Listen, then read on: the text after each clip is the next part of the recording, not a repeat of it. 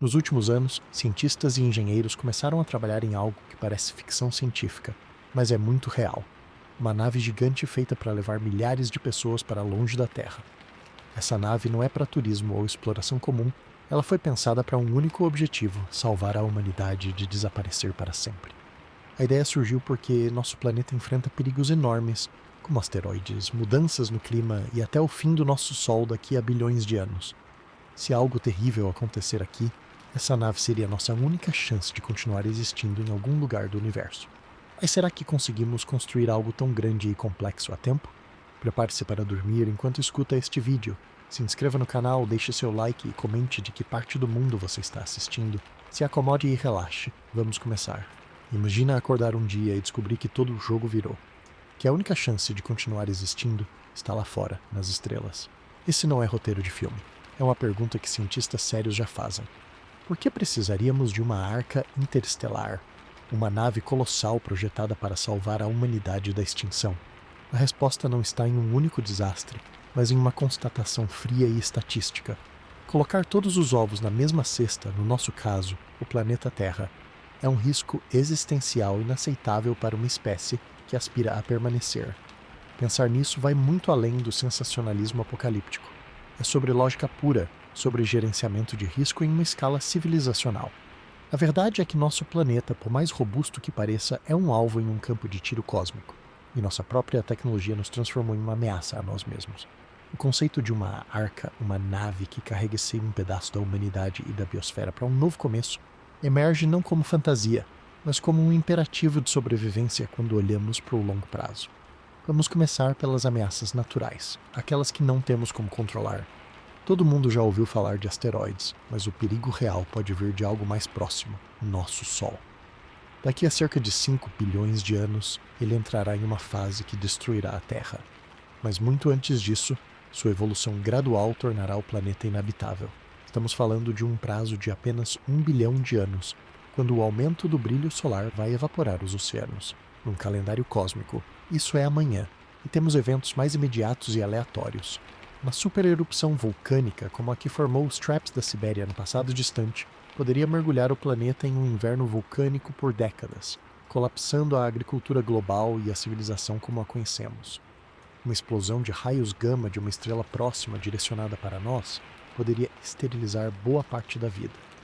A probabilidade anual desses eventos é baixíssima, mas ao longo de milhares, milhões de anos, ela se aproxima da certeza. A vida na Terra já passou por várias extinções em massa por causas naturais. A pergunta é se a espécie humana estará aqui para ver a próxima, e mais importante, se terá como sobreviver a ela. No entanto, as ameaças mais prováveis e com o horizonte temporal mais próximo são as que nós mesmos criamos. A guerra nuclear total permanece como uma espada de Damocles. Não é preciso que todos os estoques sejam detonados. Um conflito regional com centenas de ogivas poderia gerar um inverno nuclear catastrófico com fome global e colapso social. Nossa interconexão global, que é uma força, também é uma fraqueza colossal perante pandemias.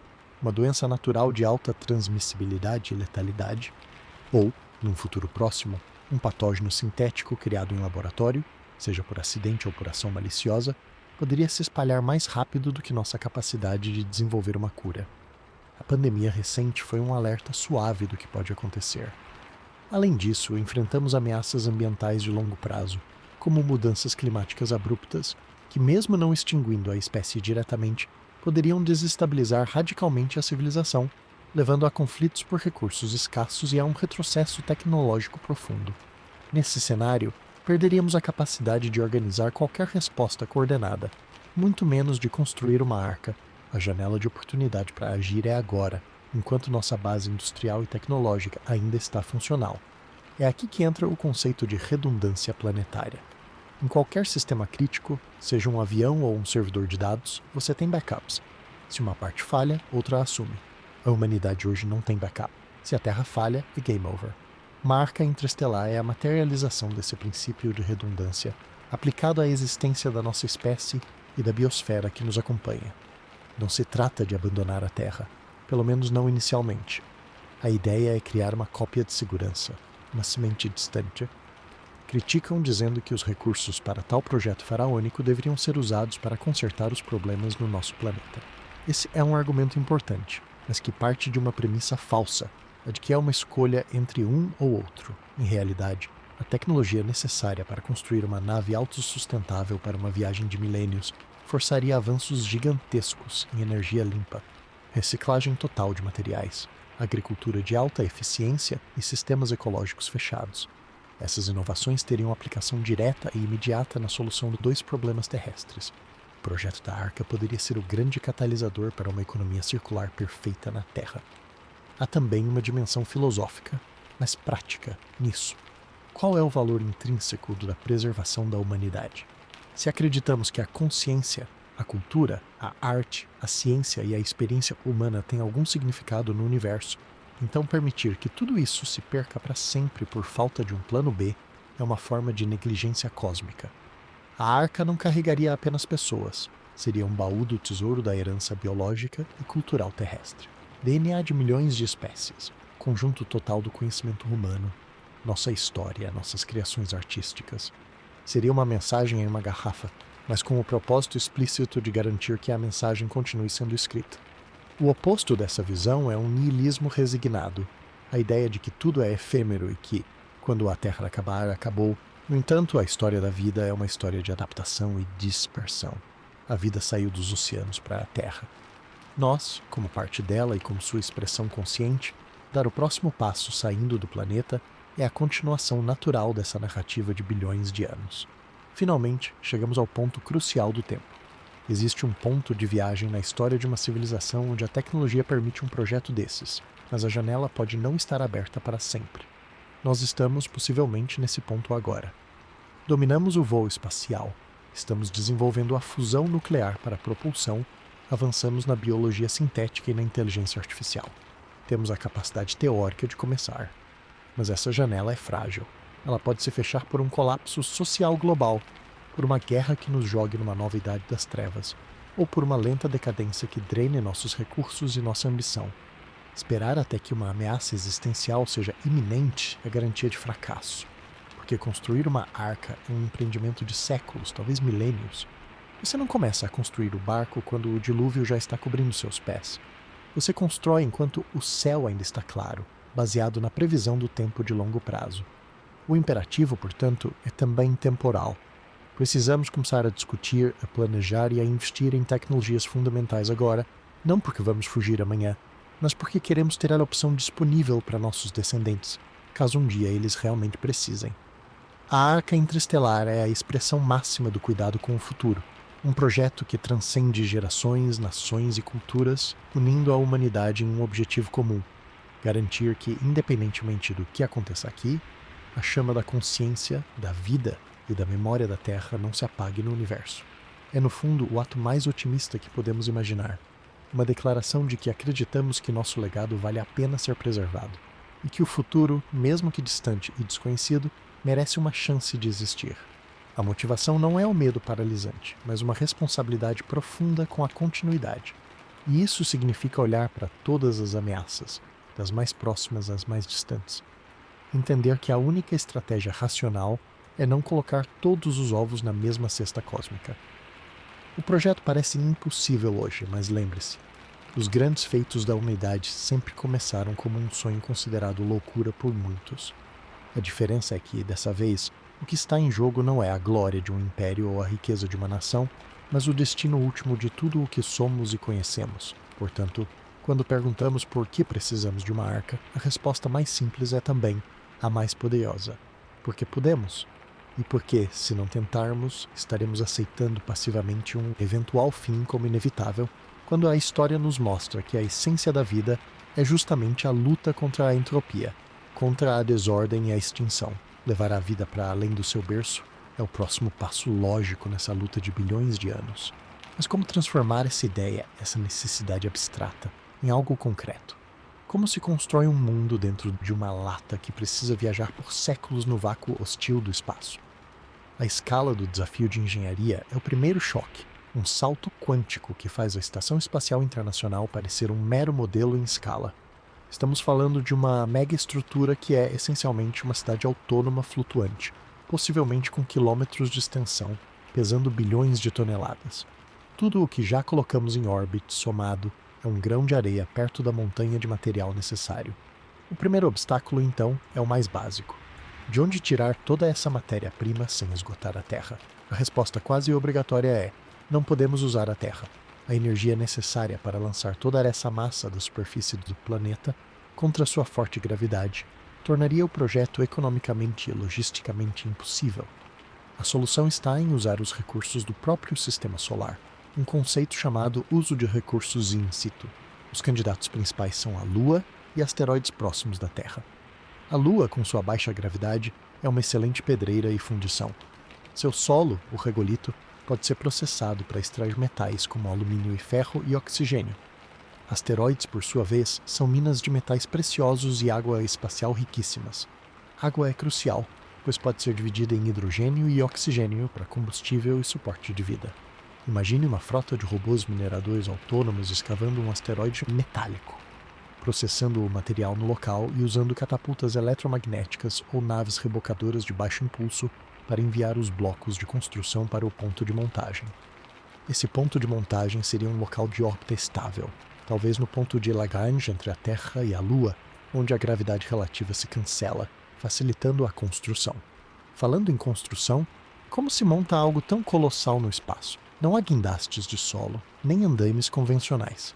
A construção teria que ser feita em microgravidade, o que é uma bênção e uma maldição.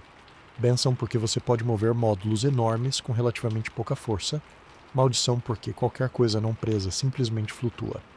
A técnica mais plausível envolve uma combinação de impressão tridimensional em grande escala, usando regolito lunar ou poeira de asteroide como tinta, e a montagem de módulos pré-fabricados enviados da órbita terrestre baixa, onde a indústria pesada espacial inicial provavelmente se concentraria. Robôs de montagem, controlados por inteligência artificial e operadores humanos com atraso mínimo de comunicação, fariam o trabalho pesado de soldar, aparafusar e conectar. Precisaríamos de uma infraestrutura orbital totalmente nova. Docas, fábricas, estações de energia e habitats para uma força de trabalho de milhares de pessoas que viveriam no espaço durante anos, talvez décadas, apenas para construir a arca. Essa fase de construção seria por si só um projeto de colonização espacial em menor escala, um teste crucial para as tecnologias que a própria nave usará. E que forma teria essa nave-cidade? Os designers espaciais têm algumas ideias clássicas, cada uma com suas vantagens e problemas. O cilindro O'Neill é um dos conceitos mais famosos. 2 cilindros gigantescos girando em direções opostas para gerar gravidade artificial pela força centrífuga em seu interior. As pessoas viveriam na superfície interna do cilindro, com terra, rios e cidades olhando para um céu que é o centro vazio da estrutura. Uma esfera de Bernal seria similar, mas com uma forma esférica, talvez mais eficiente estruturalmente. Já um touro, em formato de rosca, é o que vemos em filmes clássicos, com um anel principal giratório criando gravidade nos seus decks internos. A escolha do design impacta tudo. Um cilindro oferece muito espaço plano, bom para a agricultura e sensação de horizonte, mas as extremidades têm gravidade diferente. Um touro é mais compacto, mas o espaço útil é um grande corredor circular. Além da habitação, a nave precisa de seções não rotativas para docas, telescópios e sistemas de propulsão, e uma transição suave entre áreas com gravidade e sem gravidade é um desafio de engenharia civil espacial. Falando em estrutura, o casco dessa nave é a linha entre a vida e a morte absoluta. Ele precisa ser uma fortaleza contra uma lista interminável de ameaças. Primeiro, os micrometeoritos e detritos espaciais. Viajando a velocidades absurdas, um grão de poeira do tamanho de uma ervilha pode causar uma catástrofe. A solução pode ser um casco duplo, ou até casco de Whipple, uma camada externa fina que faz o objeto impactante se vaporizar, espalhando a energia antes de atingir a parede interna principal. Depois, a radiação cósmica e as tempestades solares. Fora da proteção do campo magnético da Terra, essa radiação de partículas de alta energia é cancerígena e letal. O casco precisará de um escudo massivo, possivelmente feito de água, plástico rico em hidrogênio ou até do próprio regolito armazenado em tanques externos. A água é excelente porque bloqueia a radiação e é um recurso vital, mas são necessárias toneladas por metro quadrado. Além disso, o casco precisa suportar a pressão interna da atmosfera da nave, que empurra para fora com a força de quilogramas por centímetro quadrado, por séculos, sem sofrer fadiga de metal. E não podemos esquecer da tensão estrutural causada pela rotação para criar gravidade artificial, que impõe forças tremendas no material. Tudo isso exige ligas metálicas avançadíssimas, talvez compostos de carbono ou materiais que nem inventamos ainda, combinados com uma rede de sensores inteligentes que monitoram cada centímetro do casco em busca de rachaduras ou danos, acionando sistemas automáticos de reparo por robôs. A logística da montagem é um quebra-cabeça de complexidade alucinante. Orquestrar a mineração em asteroides, o processamento na Lua, o transporte das matérias-primas, a fabricação dos componentes, a montagem final em órbita alta e a integração de todos os sistemas vitais exigiria um nível de coordenação global sem precedentes. Seria necessário um cronograma mestre que se estende por décadas, resistente a atrasos em uma cadeia de suprimentos interplanetária. Uma falha em uma mina de asteroide poderia paralisar uma linha de montagem inteira, a milhões de quilômetros dali. Isso levanta a questão: é melhor construir uma única nave colossal ou várias naves menores, uma frota? Uma única mega-estrutura concentra todos os recursos e riscos em um só lugar, mas oferece um ecossistema maior e potencialmente mais estável. Uma frota de naves menores, uma flotilha de sementes, é mais resiliente a um desastre singular. Se uma nave falhar, as outras continuam. Naves menores também são mais fáceis de construir e lançar progressivamente.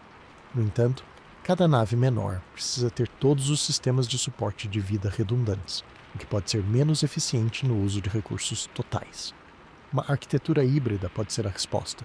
Uma ou duas naves principais maiores, funcionando como capitâneas ou centros sociais, acompanhadas de naves de suporte especializadas e módulos expandíveis. Por fim, a própria filosofia da construção entra em jogo. A nave deve ser um monumento fechado e completo ou um organismo vivo que cresce? Um design modular, onde seções padrão podem ser adicionadas, reparadas ou até desconectadas ao longo da viagem, oferece flexibilidade incrível. Novos módulos de habitação, agricultura ou pesquisa poderiam ser construídos pelas gerações futuras dentro da própria nave, usando matérias-primas recicladas ou até capturadas de objetos encontrados durante a viagem.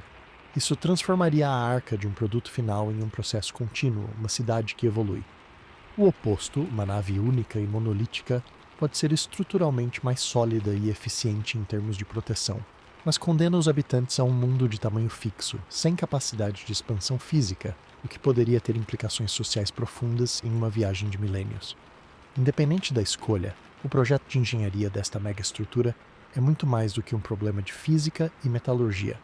É um teste de nossa capacidade de planejamento de longo prazo, cooperação internacional e persistência, além dos horizontes de uma única geração.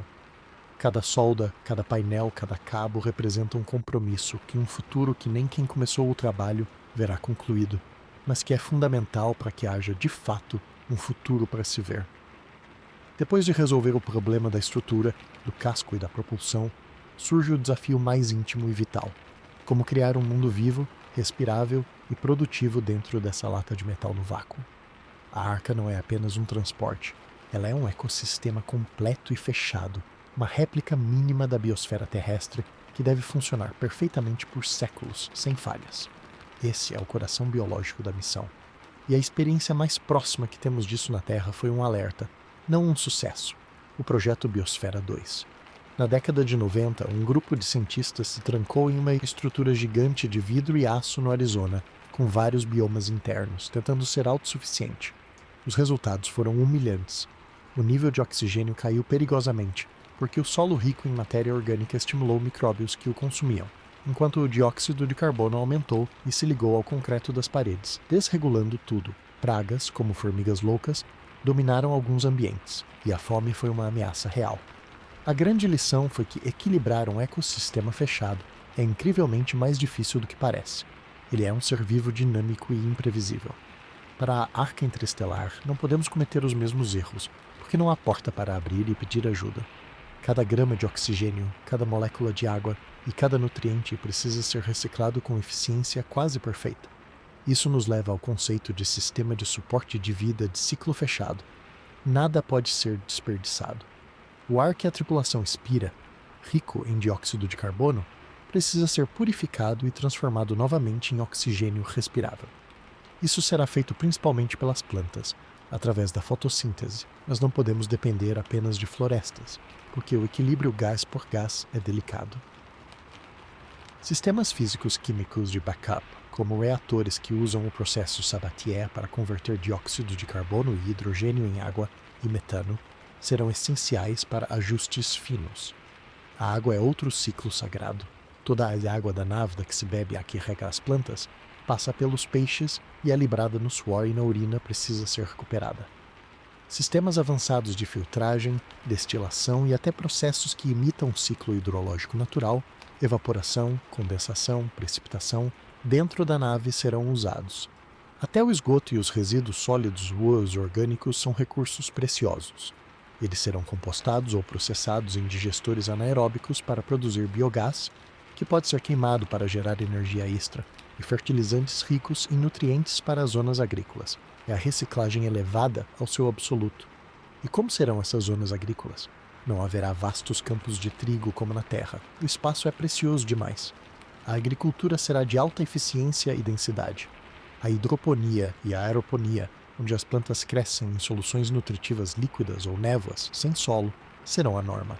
Elas usam até 90% menos água que a agricultura tradicional e permitem colheitas durante o ano todo em múltiplas camadas.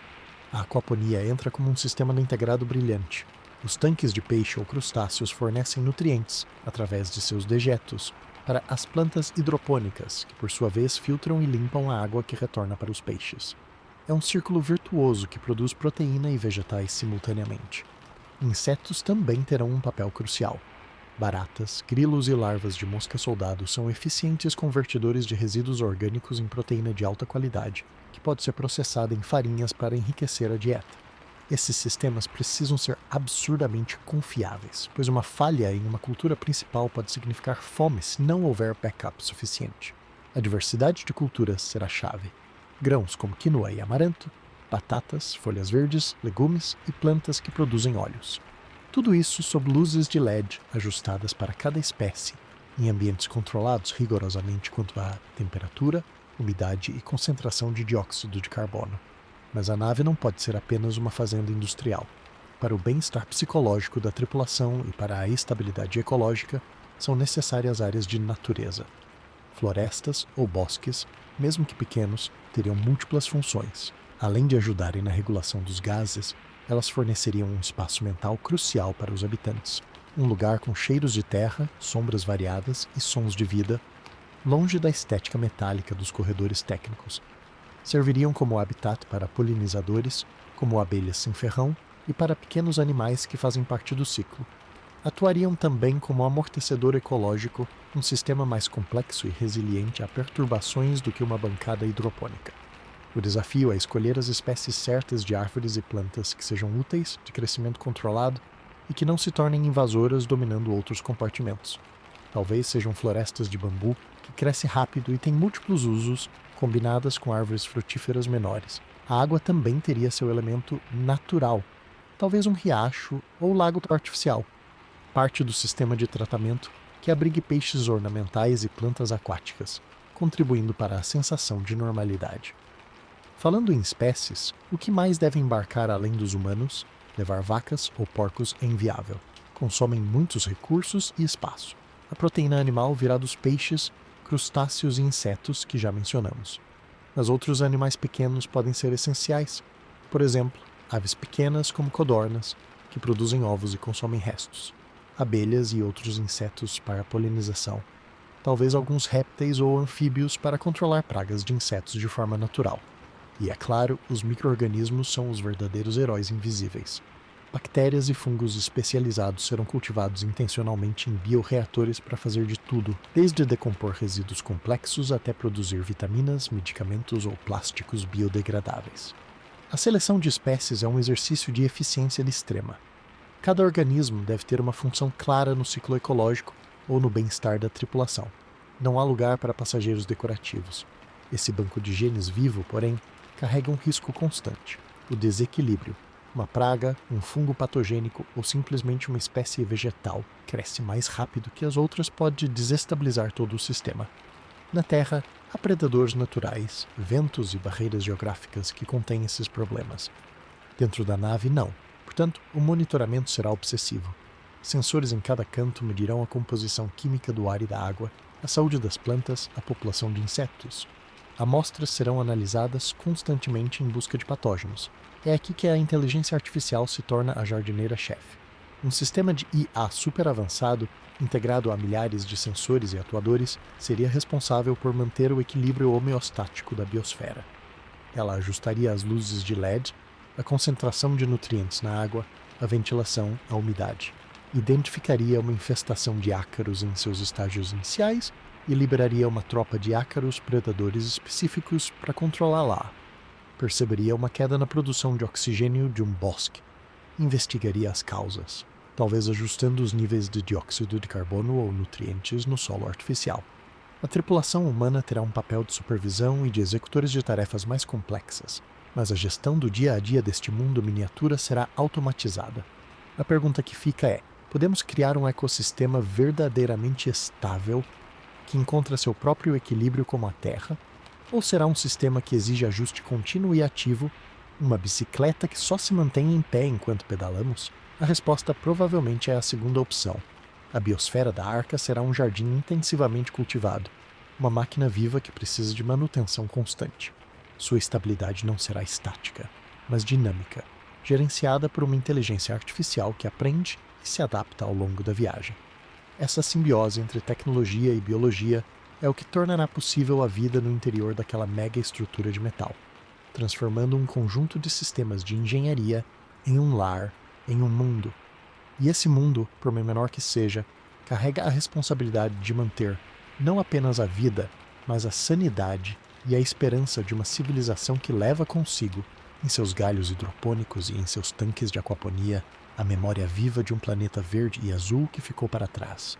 Com um mundo vivo funcionando dentro daquela estrutura, surge a próxima questão monumental: como mover essa massa colossal pelo vácuo do espaço, por um tempo que pode abranger milhares de anos?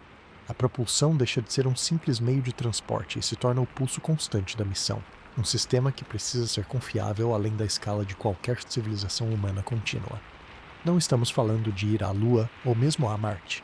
Estamos falando de uma viagem interestelar, onde as distâncias são medidas em anos-luz e os tempos de viagem, mesmo para as estrelas mais próximas, são de séculos ou milênios com a tecnologia que imaginamos hoje. O principal desafio não é apenas a velocidade final, mas a eficiência de combustível, porque você não pode levar uma quantidade infinita de propelente. Cada grama de massa ejetada para trás para impulsionar a nave para frente precisa ser calculada com extremo cuidado. O sistema de propulsão ideal para uma arca interestelar precisa combinar uma densidade energética altíssima com uma durabilidade praticamente eterna. Dois requisitos que nos levam aos limites da física conhecida. A opção mais plausível no médio prazo, e a que aparece em todos os projetos sérios atuais, é a propulsão por fusão nuclear. Diferente da fissão, que quebra átomos pesados, a fusão combina átomos leves, como deutério e ClO3, liberando quantidades monumentais de energia, a mesma que alimenta o Sol. Um motor de fusão para uma nave espacial funcionaria basicamente criando e contendo um pequeno Sol em miniatura, injetando o combustível e direcionando o plasma superaquecido resultante por meio de campos magnéticos poderosíssimos para fora de um bocal, gerando impulso. A vantagem é a densidade energética. 1 quilograma de combustível de fusão libera milhões de vezes mais energia que 1 quilograma de combustível químico como a hidrazina.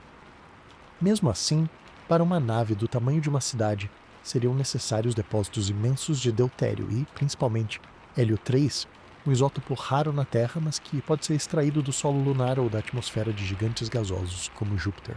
A fusão nos daria um impulso constante e moderado por décadas, acelerando a nave a uma fração significativa da velocidade da luz, talvez alguns por cento.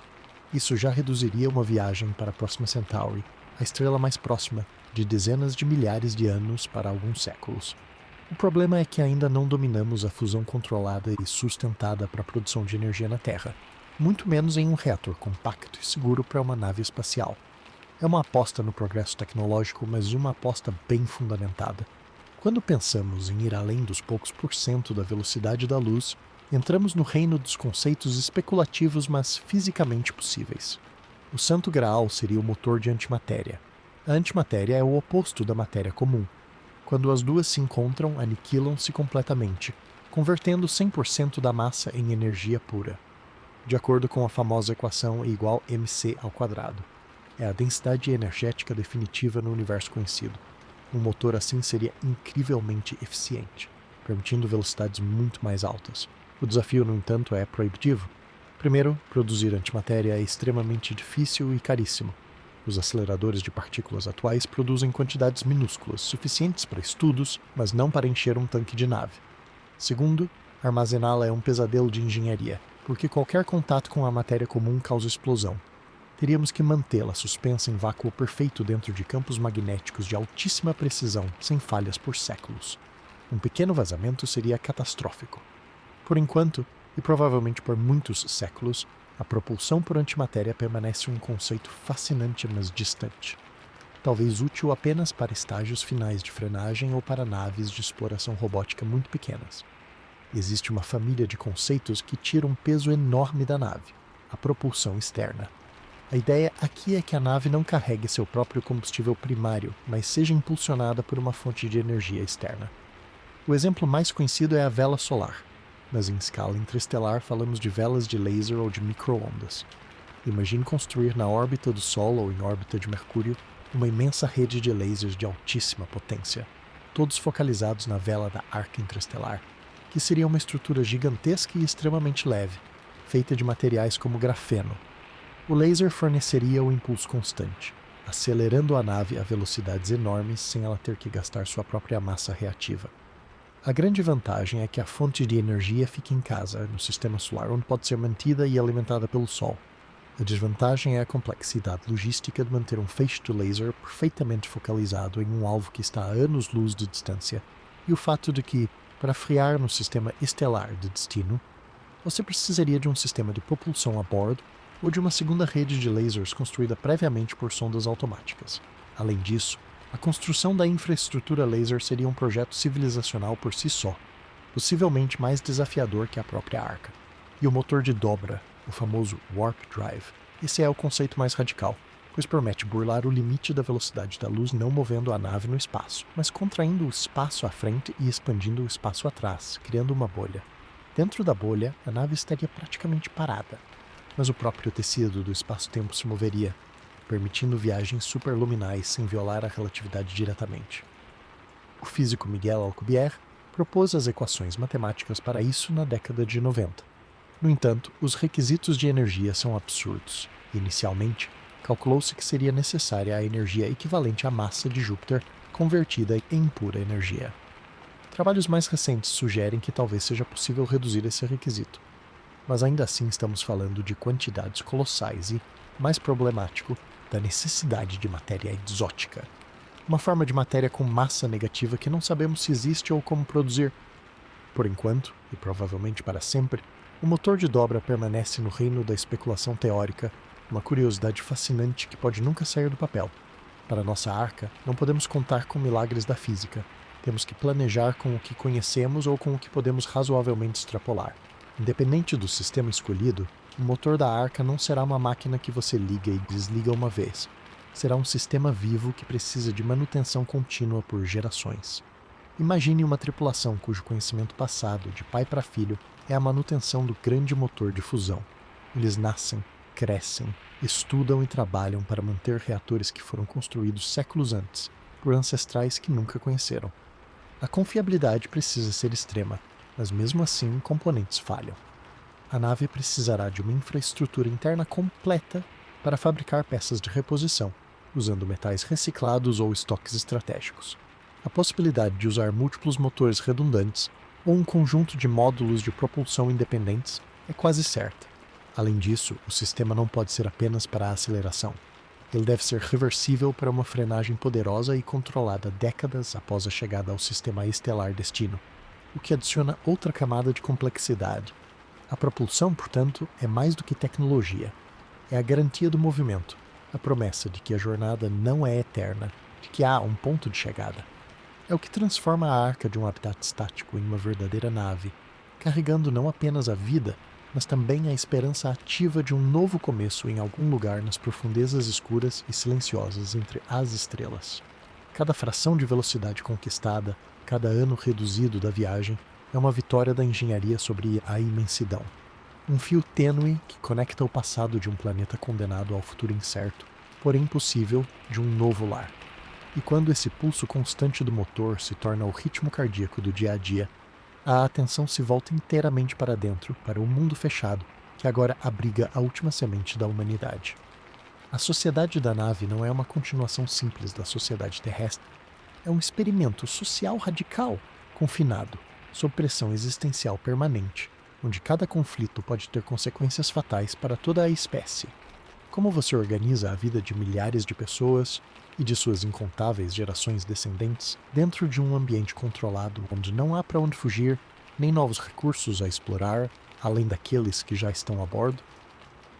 O primeiro dilema é o modelo do governo. Uma democracia direta, onde todos votam em tudo, pode ser caótica e lenta para decisões críticas de engenharia ou ecologia.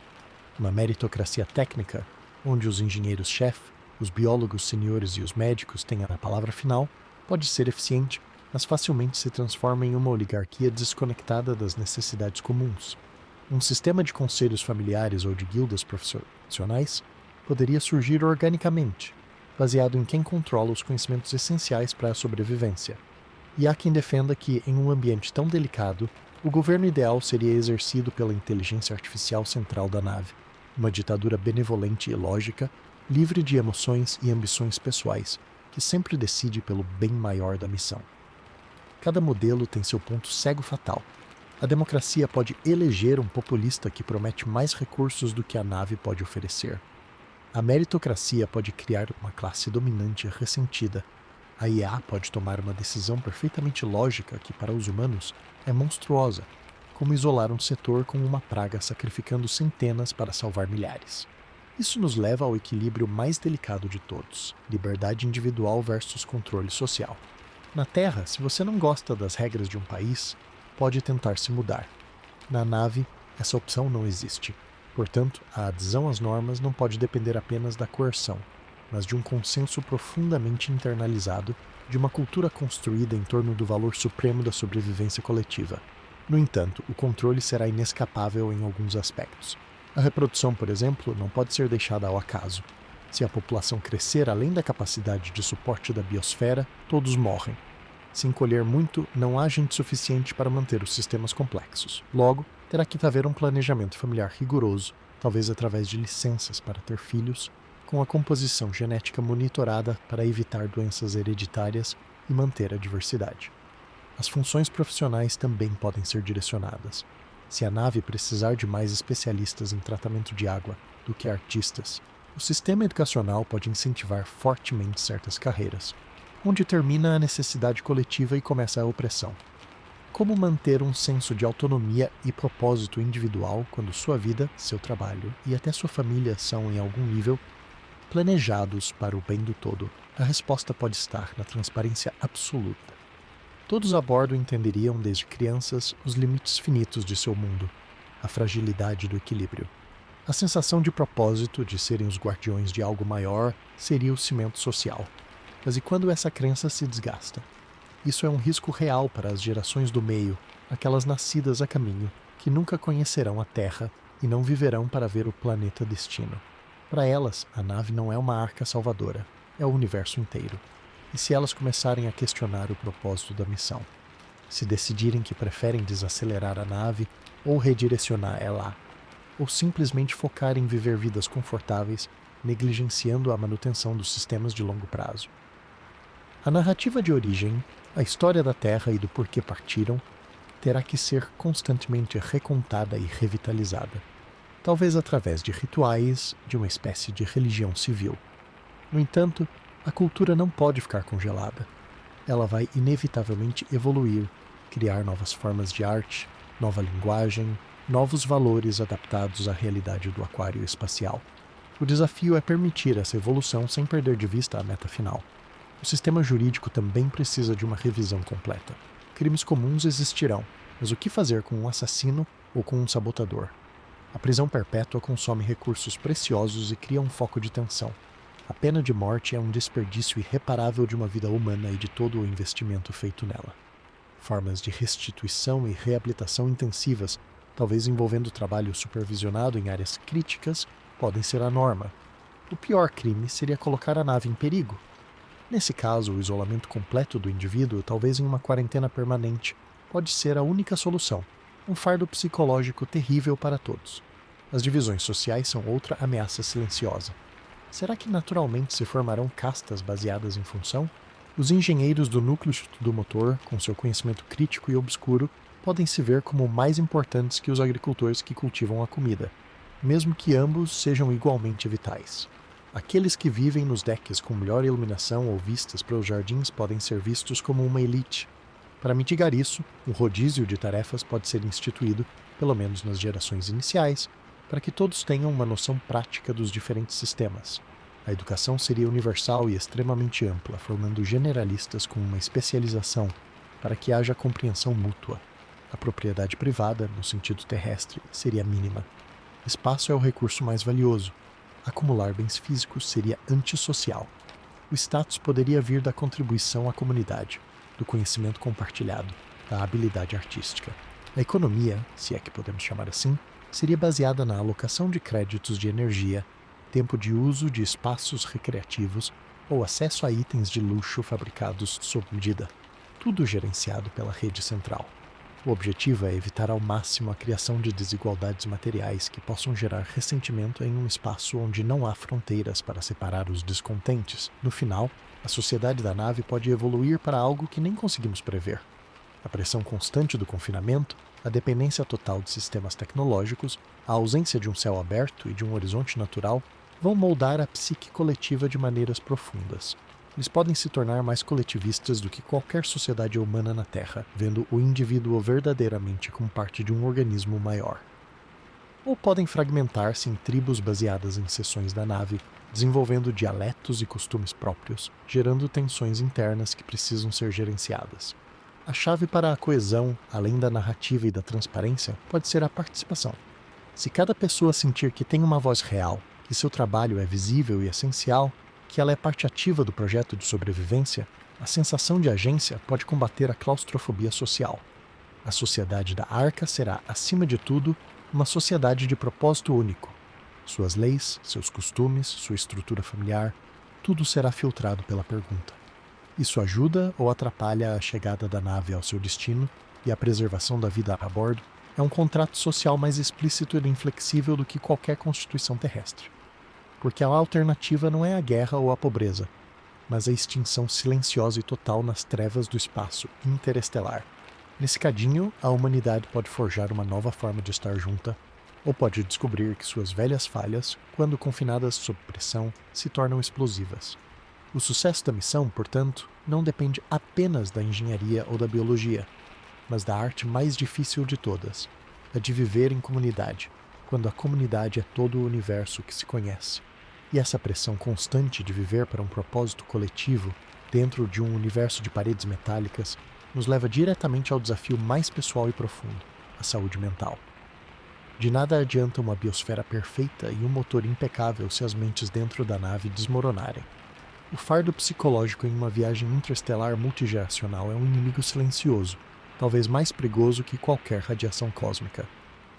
Imagine acordar todos os dias no mesmo ambiente artificial, sob a mesma luz de LED, com as mesmas pessoas, sabendo que você nunca vai sentir o vento real no rosto, nunca vai subir uma montanha de verdade, nunca vai conhecer a imensidão de um oceano ou o silêncio de um deserto. Isso gera o que os psicólogos espaciais chamam de síndrome do aquário. A sensação aguda de estar preso em um ambiente totalmente controlado, monitorado por sensores e câmeras, sem possibilidade de fuga física ou mental. Cada ação é conhecida, cada recurso é contabilizado, o céu é um teto. A monotonia se torna uma força corrosiva, minando a motivação e a criatividade. Além disso, há o trauma existencial carregado pelas gerações fundadoras. Eles sabem que a Terra, com toda a sua beleza e diversidade, provavelmente se foi. Eles carregam a memória de um planeta perdido e o peso esmagador de serem os únicos responsáveis pelo futuro da espécie humana. É uma culpa e uma responsabilidade que podem se tornar patológicas. Para as gerações seguintes, nascidas a caminho, o trauma é diferente, é a ausência. Eles não têm a memória direta da Terra, apenas histórias, imagens e simulações. Eles podem sentir uma nostalgia por um lugar que nunca conheceram, uma espécie de dor fantasma coletiva. E pior, eles também não terão o alívio de ver o planeta destino. Eles são as gerações do meio, condenadas a viver toda a vida no intervalo no caminho. Qual é o propósito de uma vida assim? Trabalhar para manter sistemas para que seus bisnetos talvez vejam algo novo? Manter a fé em uma promessa feita séculos antes do seu nascimento? Esse vazio existencial é um terreno fértil para crises de significado, para a revolta contra a missão ou para uma apatia profunda que pode levar à negligência nos cuidados essenciais da nave. O confinamento social intensifica tudo, não há privacidade real. Conflitos interpessoais não podem ser resolvidos com espaço. As pessoas têm que continuar se vendo e trabalhando juntas todos os dias, por décadas. Brigas de família, desentendimentos românticos, disputas por status ou recursos mínimos, tudo fica amplificado dentro da lata de metal. A formação de facções ou clãs, como mencionado antes, pode oferecer um senso de pertencimento, mas também pode levar a tensões perigosas entre diferentes decks ou grupos profissionais.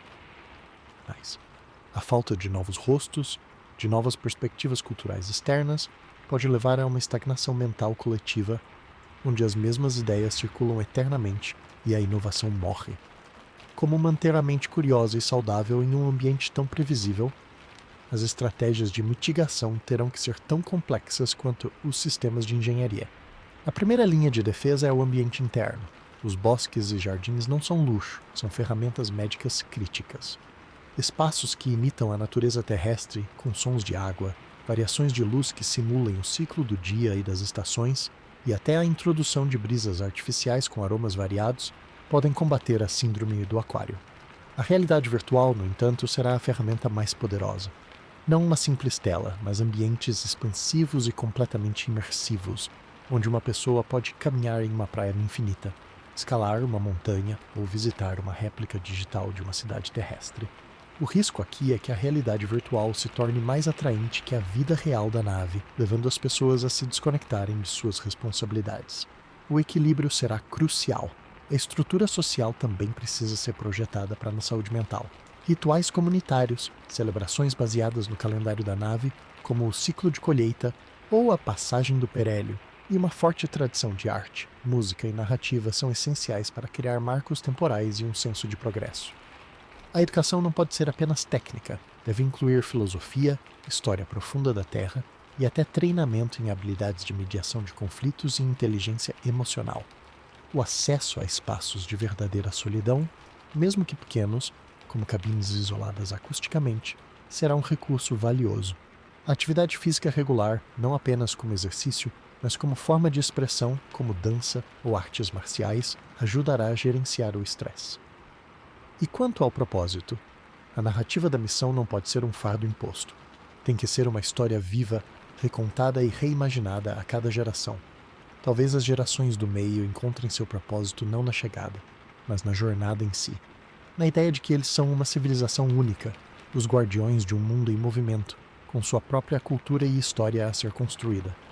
O conceito de lar teria que se transferir da Terra para a própria nave, com todas as suas imperfeições. Psicólogos e conselheiros seriam figuras centrais na sociedade, com status equivalente a médicos e engenheiros. A detecção precoce de depressão, ansiedade ou tendências dissociativas seria parte do monitoramento de saúde de rotina, feito com a mesma urgência que se monitora o nível de oxigênio. Há quem proponha soluções mais radicais, alterações genéticas sutis para aumentar a resiliência ao estresse. Para promover a cooperação ou para reduzir a necessidade de novidade externa, são discutidas, mas abrem questões éticas enormes. Neurotecnologias, como interfaces que podem modular estados de ânimo ou induzir calma profunda, poderiam ser usadas, mas o risco de dependência e controle social é assustador. A solução mais segura, ainda que difícil, parece ser a combinação de um ambiente interno ricamente estimulante, uma cultura focada em propósito e comunidade, e um sistema de apoio psicológico integrado e proativo. A saúde mental na Arca não será sobre alcançar a felicidade plena, mas sobre gerenciar o sofrimento inevitável de uma existência confinada, transformando-o em resiliência e significado. Pois no fim, a viagem interestelar não é apenas um teste de tecnologia ou biologia, mas um teste de sanidade. A capacidade de milhares de mentes, geração após geração, de encontrar beleza na limitação, propósito no confinamento e esperança na escuridão infinita, será o que determinará se a chama da humanidade não apenas sobrevive, mas vale a pena ser mantida acesa. A nave pode carregar toda a herança genética e cultural, mas se as mentes dentro dela definharem em desespero ou loucura, tudo estará perdido. Portanto, o projeto mais crítico a bordo não estará no núcleo do reator ou nas estufas hidropônicas, mas nos corredores da mente de cada passageiro. Um projeto contínuo e delicado de jardinagem psicológica, onde cada pensamento, cada emoção é um recurso vital a ser cultivado com tanto cuidado quanto o trigo ou o oxigênio.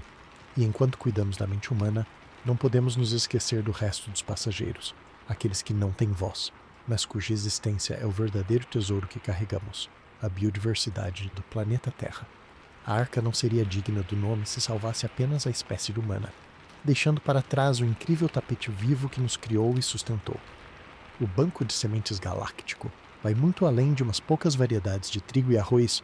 É uma tentativa desesperada e ambiciosa de levar conosco uma amostra representativa de toda a biosfera, um backup da vida terrestre. Mas como se faz isso? Não é como carregar alguns bichos de estimação. Implica decisões difíceis, tecnologia de ponta e uma responsabilidade que atravessa milênios. A primeira lição é que não basta um freezer cheio de sementes. Sementes criopreservadas são um começo, sim, e relativamente fáceis de armazenar. Mas a vida é mais do que plantas cultiváveis. Precisamos de bancos de DNA completos, células germinativas, esporos, ovos de insetos, embriões congelados de espécies-chave. Imagine uma biblioteca biológica digital e física, onde o código genético de milhões de espécies está armazenado em discos de cristal à prova de radiação, enquanto amostras físicas são mantidas em nitrogênio líquido a temperaturas baixíssimas, adormecidas, esperando por um dia que talvez nunca chegue para serem acordadas. A pergunta mais angustiante é: o que levar? Não há espaço para tudo. Teremos que fazer curadoria da vida na Terra. Quais ecossistemas são mais importantes? As florestas tropicais, com sua diversidade incomparável, são uma prioridade absoluta, mas como capturar sua complexidade? Os corais, fundamentais para a saúde dos oceanos também, mas recifes são comunidades vivas e dinâmicas, não apenas um catálogo de espécies. E o solo? Um grama de terra fértil contém bilhões de micro-organismos, fungos e bactérias que são a base de tudo. Talvez tenhamos que priorizar os engenheiros de ecossistema, espécies que criam condições para outras viverem, como as árvores que criam sombra e solo, ou os vermes que aeram a terra. Animais polinizadores como abelhas e morcegos seriam essenciais, pequenos animais que formam a base da cadeia alimentar.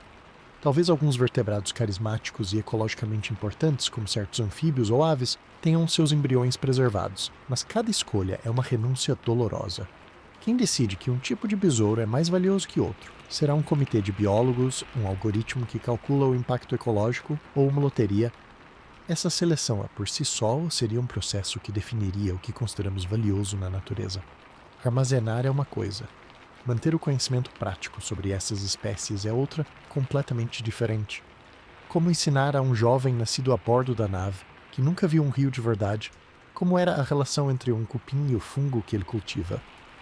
Ou como era o comportamento de um pássaro na hora de construir seu ninho? A informação genética é um blueprint, mas não carrega o manual de instruções do comportamento, das interações, da ecologia. Por isso, além do banco genético, precisaríamos de um banco de memória colossal. Vídeos em altíssima resolução, simulações em realidade virtual de ecossistemas inteiros, estudos detalhados de comportamento animal, gravações de sons da natureza. Os biólogos a bordo não seriam apenas jardineiros, seriam historiadores e sacerdotes de um mundo morto, estudando incessantemente os registros para manter viva a sabedoria de como a vida na Terra realmente funcionava, na esperança de um dia recriar pelo menos uma fração disso. É aqui que surge a ideia da terraformação interna, ou dos santuários vivos. Em vez de guardar tudo congelado, por que não manter pequenos ecossistemas funcionais dentro da própria nave? Zonas seladas, com seu próprio clima controlado, onde uma microfloresta, um pântano em miniatura ou um recife de coral artificial possam existir e evoluir em tempo real. Esses santuários seriam vitais por vários motivos. Primeiro, seriam um laboratório vivo para estudar dinâmicas ecológicas. Segundo, seriam um recurso psicológico inestimável, uma janela para uma natureza mais complexa do que os jardins ornamentais. Terceiro, manteriam populações viáveis de algumas espécies, evitando a perda de diversidade genética que ocorre em amostras congeladas pequenas. O risco, claro, é o mesmo de qualquer sistema fechado: desequilíbrio, pragas, doenças. Um fungo patogênico que dizime a microfloresta seria uma pequena extinção em câmara acelerada, um trauma para a tripulação e uma perda irreparável. A manutenção desses santuários exigiria um trabalho contínuo e delicado, quase uma adoração. E isso nos leva ao dilema ético central. Qual é o verdadeiro propósito de salvar toda essa biodiversidade? Será apenas um ato de museologia cósmica? Um arquivo morto de um planeta morto? Um monumento à nossa culpa por não termos conseguido preservar o original? Ou é uma semente genuína, com a intenção clara e prática de reviver essas espécies e ecossistemas em um novo mundo? A resposta define tudo. Se for apenas um arquivo, o esforço pode ser menor, focado em preservação de informação. Mas se a intenção é a revivescência, então o projeto se torna infinitamente mais complexo. Precisaríamos não apenas do material genético, mas do conhecimento ecológico, para reintroduzir espécies em um ambiente alienígena, o que pode ser uma forma de invasão biológica desastrosa. Precisaríamos de planos para como descongelar, gestar, criar e soltar essas criaturas em um mundo que pode já ter sua própria biologia nativa, levantando questões éticas ainda maiores sobre nosso direito de transformar outro planeta à nossa imagem. Talvez a biodiversidade terrestre seja salva apenas para sempre habitar aquários e santuários dentro da nave, ou de futuras colônias, nunca mais experimentando a verdadeira liberdade de um ecossistema planetário aberto. No fim, o Banco de Sementes Galáctico é a expressão máxima de nossa responsabilidade como espécie dominante, porém falha. É um ato de humildade, reconhecendo que a humanidade não é a protagonista da história da vida na Terra, mas apenas um capítulo, e que seria uma arrogância indescritível deixar que nosso possível fracasso levasse consigo toda a obra de bilhões de anos de evolução. Carregar essa herança é carregar um fardo de memória e esperança. Cada tubo de ensaio, cada embrião congelado, é uma promessa feita ao passado de que não seremos o fim. E para as gerações a bordo, cuidar desse arquivo não será uma tarefa técnica qualquer. Será um ritual de conexão com suas raízes, um lembrete tangível de que eles são parte de algo muito maior e mais bonito do que o metal da nave. A verdadeira missão, então, talvez não seja apenas sobre chegar a um novo sol, mas sobre manter acesa, contra todas as probabilidades, a chama incrivelmente diversa e frágil da vida que um dia floresceu em um pequeno planeta azul. Essa chama, guardada em genes e memórias, pode ser o presente mais valioso que podemos dar ao universo, mesmo que nunca encontremos um lugar para plantá-la novamente. O simples ato de preservar já é um afirmar de valor, uma declaração de que aquela vida, em toda sua complexidade louca e maravilhosa, importava. E esse pode ser, no fim das contas, o propósito mais profundo da própria jornada. E se estamos dispostos a modificar e preservar outras espécies, é inevitável que a pergunta recaia sobre nós mesmos. A humanidade dentro da arca não será estática. O isolamento, a radiação, a gravidade artificial e a própria pressão da sobrevivência em um ambiente tão controlado vão exercer forças evolutivas, mas agora temos a capacidade de não apenas sofrê-las, mas direcioná-las. A evolução humana dentro da nave pode deixar de ser um lento processo cego para se tornar um projeto consciente de adaptação. A engenharia genética, um tabu na Terra, pode se tornar uma ferramenta médica e de sobrevivência padrão a bordo. Por quê? Os motivos são práticos. Primeiro, a saúde. Podemos editar genes para eliminar doenças hereditárias como certos tipos de câncer, condições cardíacas ou neurodegenerativas, garantindo uma população mais saudável com menos custo para o sistema médico limitado da nave. Segundo, a adaptação ao ambiente. Poderíamos modificar a fisiologia para ser mais eficiente. Isso poderia significar uma redução na estatura média para consumir menos recursos e espaço, ou uma alteração no metabolismo para extrair mais nutrientes de uma dieta baseada em plantas e insetos. A resistência à radiação cósmica seria uma prioridade máxima. Talvez sejamos capazes de ativar ou inserir mecanismos de reparo de DNA mais eficientes, inspirados em organismos extremófilos da Terra, como os tardígrados. Ou surgiria uma elite com implantes de última geração mais conectada e poderosa que os demais? Isso nos leva ao terceiro ator nessa evolução, a inteligência artificial. Ela não será apenas uma ferramenta, mas o ambiente intelectual e operacional constante. A IA pode evoluir para um parceiro simbiótico tão integrado que a distinção entre decisão humana e sugestão da IA se torne borrada. Ela poderia atuar como um tutor pessoal adaptativo, um conselheiro psicológico que conhece cada nuance mental de um indivíduo, ou um arquivista que acessa instantaneamente qualquer conhecimento acumulado. Em um nível mais profundo, a IA pode se tornar a consciência da própria nave, uma entidade cuja mente é feita de 2 circuitos, sensores e dados de toda a estrutura. Os humanos, então, viveriam dentro de uma mente maior. Essa relação pode ser cooperativa, mas também pode levar a uma infantilização, onde os humanos delegam todas as decisões complexas à IA, perdendo gradualmente suas habilidades críticas e de solução de problemas. Por outro lado, a IA pode ser a guardiã que impede mudanças genéticas ou cibernéticas radicais demais, agindo como um freio ético programado pelos fundadores. Existe um conceito ainda mais radical que redefine completamente o que é humano e o que é nave: o upload mental. E se, em vez de transportar corpos frágeis que consomem ar, água e comida por séculos, transportássemos apenas a informação? As mentes da tripulação, digitalizadas e armazenadas em bancos de dados super avançados dentro do núcleo protegido da nave, junto com o banco genético completo.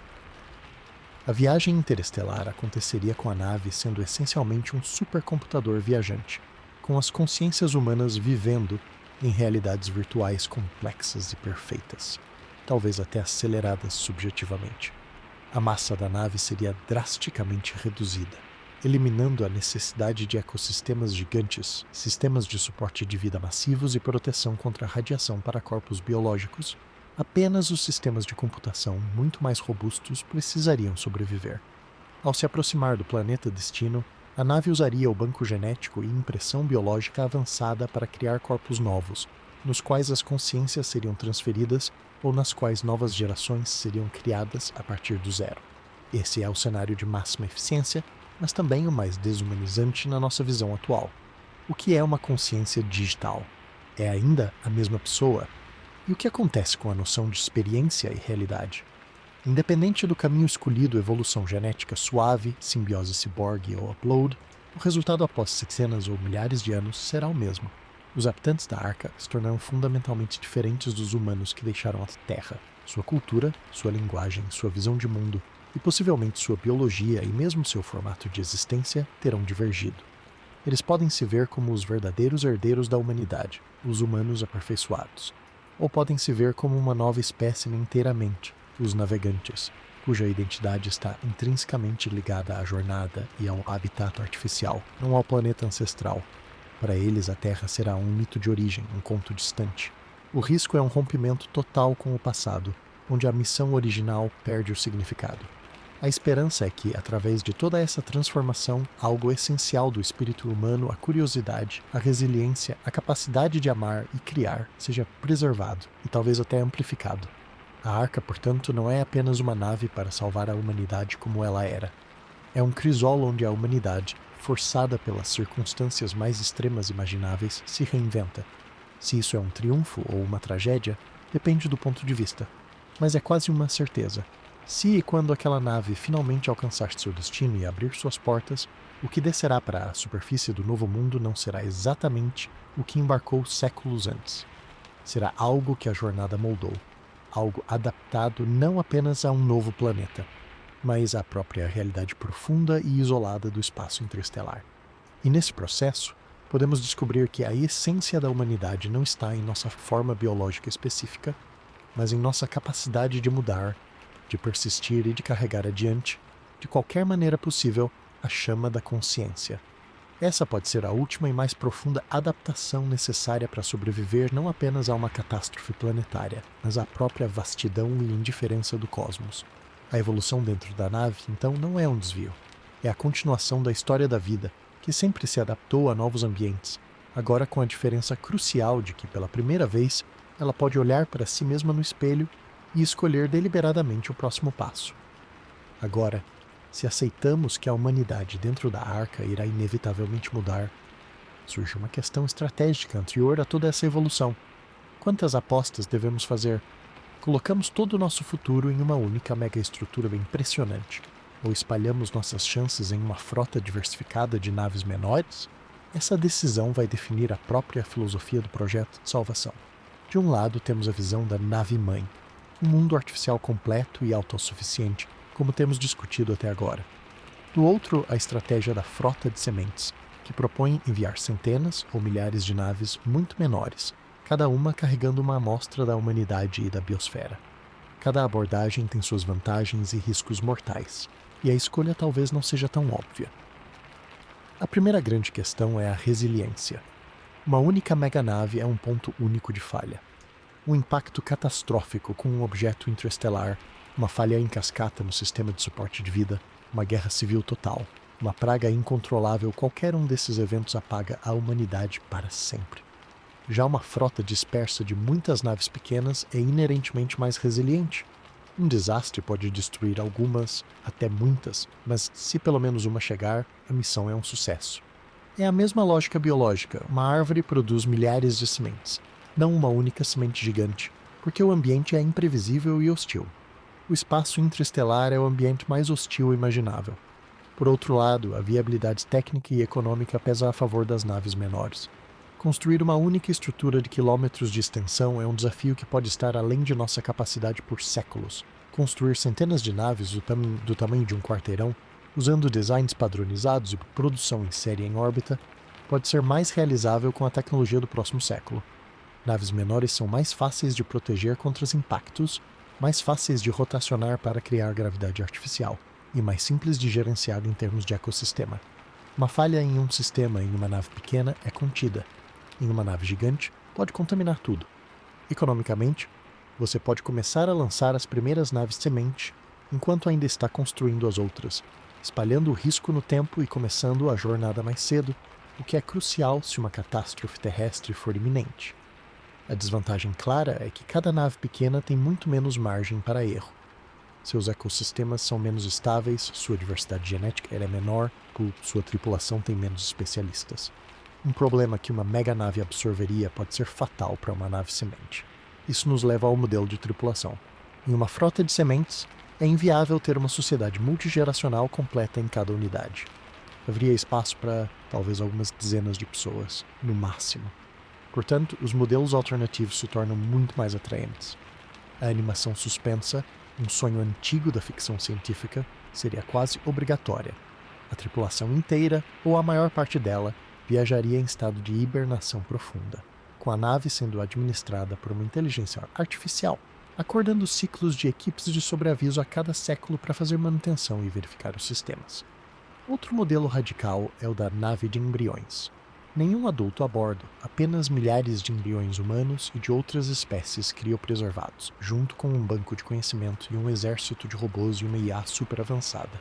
Ao se aproximar do destino, a IA iniciaria um processo automatizado de gestação artificial, criação e educação das primeiras gerações, que chegariam ao novo mundo como jovens adultos, sem nunca ter conhecido a Terra ou a viagem. É frio, mas eficiente. Uma frota permitiria testar diferentes modelos, algumas com tripulação acordada, outras em hibernação, outras apenas com embriões, aumentando ainda mais as chances de sucesso de algum dos métodos. A estratégia de trajetória também muda completamente. Uma única nave tem que escolher um único destino, uma estrela que parece promissora após anos de observação. É um tiro no escuro a uma distância enorme. Uma frota permite a dispersão em leque. Você pode lançar naves em direções ligeiramente diferentes, mirando em 3, 4 ou 5 sistemas estelares diferentes ao mesmo tempo. Se um se revelar um desastre, uma estrela instável, planetas inabitáveis às outras naves ainda têm chance. É a versão interestelar de não colocar todos os ovos na mesma cesta, aplicada ao destino final. Além disso, as naves poderiam se comunicar umas com as outras por meio de enlaces de rádio ou laser fracos, formando uma rede. Se uma encontra um perigo desconhecido, como uma nuvem de poeira interestelar densa, pode avisar as outras. Se uma falha, as outras podem até, em teoria, desviar para tentar um resgate, se estiverem próximas o suficiente. Essa rede transforma a frota em um organismo coletivo, distribuído. Diante desses argumentos, parece que a frota de sementes é a opção claramente superior, não é? Mais barata, mais rápida de construir, mais resiliente e mais exploratória. No entanto, os defensores da meganave têm um contra-argumento poderoso: a complexidade sociológica e ecológica. Eles argumentam que uma população muito pequena, seja acordada ou criada a partir do zero, em um ambiente mínimo, não terá a diversidade cultural e social necessária para construir uma civilização viável no longo prazo. O risco de distúrbios psicológicos, de perda de conhecimento complexo, de endogamia genética e cultural é enorme. Uma meganave, com milhares de pessoas, tem espaço para especialistas em todas as áreas, para uma vida cultural rica, para uma genética diversa, para uma economia interna de ideias. É uma civilização em miniatura pronta para se transplantar. Uma nave semente é um frágil pontinho de vida. Se ela pousar em um planeta hostil, não terá os recursos industriais ou o conhecimento coletivo para se estabelecer. A meganave, por outro lado, chega com uma indústria completa a bordo. Então, qual é a solução? Provavelmente uma estratégia híbrida. Talvez enviemos não uma, mas 2 ou 3 meganaves de tamanho médio, cada uma seguindo uma trajetória diferente, e acompanhadas por uma nuvem de dezenas de sondas e naves semente muito menores e lançadas antes como batedoras. As naves maiores garantem a continuidade civilizacional. As menores aumentam as chances de que algo, qualquer coisa, sobreviva a uma catástrofe imprevista. As sondas podem ser enviadas na frente, em velocidades mais altas e com propulsão diferente, para explorar os sistemas-alvo e enviar dados para as naves maiores que ainda estão a décadas ou séculos de distância, permitindo um ajuste de curso final. Nesse modelo, a frota não é uma coleção de unidades independentes, mas um ecossistema de missão. A nave-mãe principal funciona como um centro de comando, um hospital, uma universidade e um arquivo central, enquanto as naves menores e as sondas são seus exploradores e sentinelas. Isso combina a resiliência da dispersão com a profundidade cultural e tecnológica da concentração. No fim, a decisão pode não ser entre um ou outro, mas sobre como integrar diferentes escalas e estratégias em um único plano de fuga, reconhecendo que salvar a humanidade não é um evento único, mas um processo que deve ser o mais diversificado e redundante possível, espelhando a própria vida que ele tenta preservar. A diversidade, afinal, é a maior estratégia de sobrevivência que a natureza já inventou, e faria sentido que nossa tentativa suprema de preservação a incorporasse em seu próprio design. E após séculos ou milênios de jornada, seja em uma única arca colossal ou em uma frota dispersa, o momento decisivo finalmente se aproxima. A grande questão que moveu toda a missão deixa de ser teórica e se torna agudamente prática. O que encontraremos ao chegar? O dilema do planeta B não é apenas encontrá-lo, mas o que fazer com ele e o que fazer se ele não for o que esperávamos. Tudo começa muito antes da chegada, com a busca. Enviar uma nave a um destino cego é um suicídio. Portanto, décadas ou mesmo séculos antes da partida, uma vasta campanha de observação astronômica teria identificado candidatos promissores. Mas zona habitável é só o começo.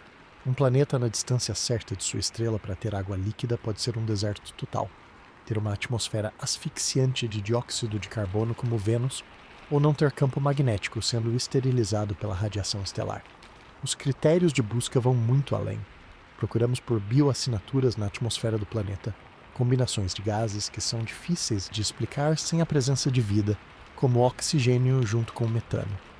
Procuramos por sinais de água estável, pela presença de um campo magnético detectável e pela estabilidade orbital do próprio sistema estelar. Planetas em torno de anãs vermelhas, estrelas pequenas e turbulentas podem ser banhados por erupções estelares frequentes, tornando a superfície hostil. A escolha final é um salto de fé informado, mas ainda um salto de fé. Quando a nave, após sua longuíssima viagem, se aproxima do sistema estelar destino, inicia-se um período crítico e delicado: o reconhecimento. A nave-mãe ou a frota provavelmente não irá diretamente para a órbita do planeta candidato. Ela se posicionará em uma órbita segura, talvez em torno da estrela ou de uma lua distante, e lançará uma enxurrada de sondas de reconhecimento. Essas sondas, equipadas com telescópios, espectrômetros, radares e câmeras de altíssima resolução, farão um mapeamento completo do planeta. Elas analisarão a composição precisa da atmosfera, a topografia, a presença de oceanos de gelo e buscarão sinais inequívocos de uma biosfera nativa.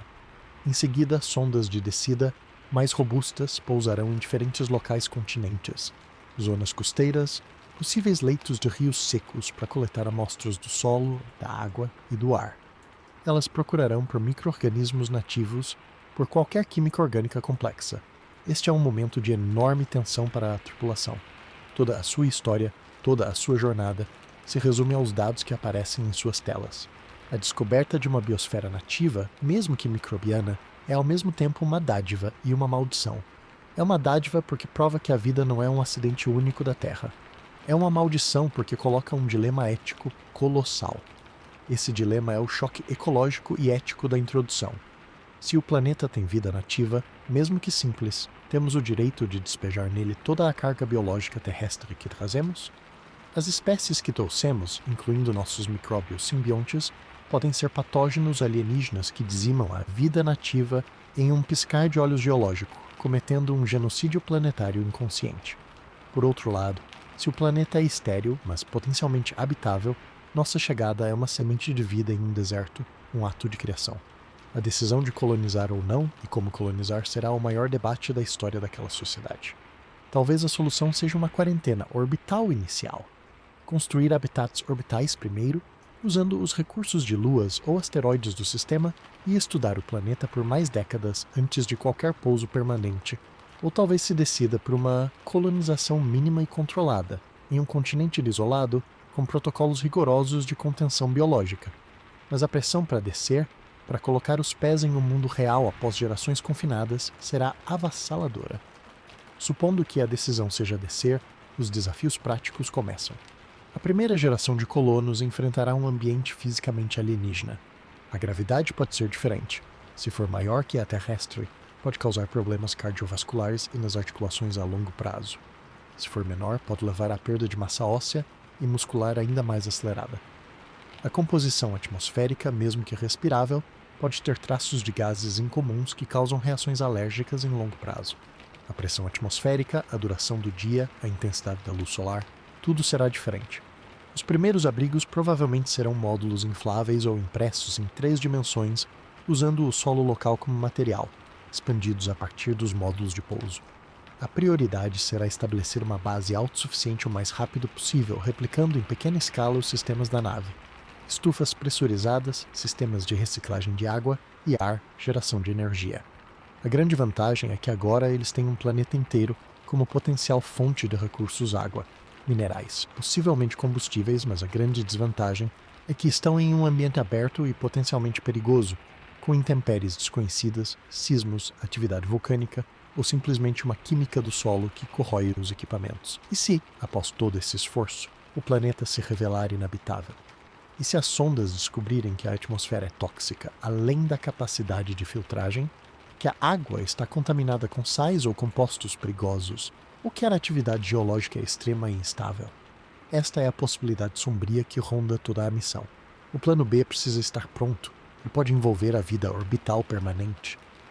A nave, ou o que restar dela, se torna uma estação espacial permanente no sistema, e os habitantes continuam sua existência em habitats orbitais, minerando asteroides para expandir seu espaço vital, sem nunca pisar em um planeta.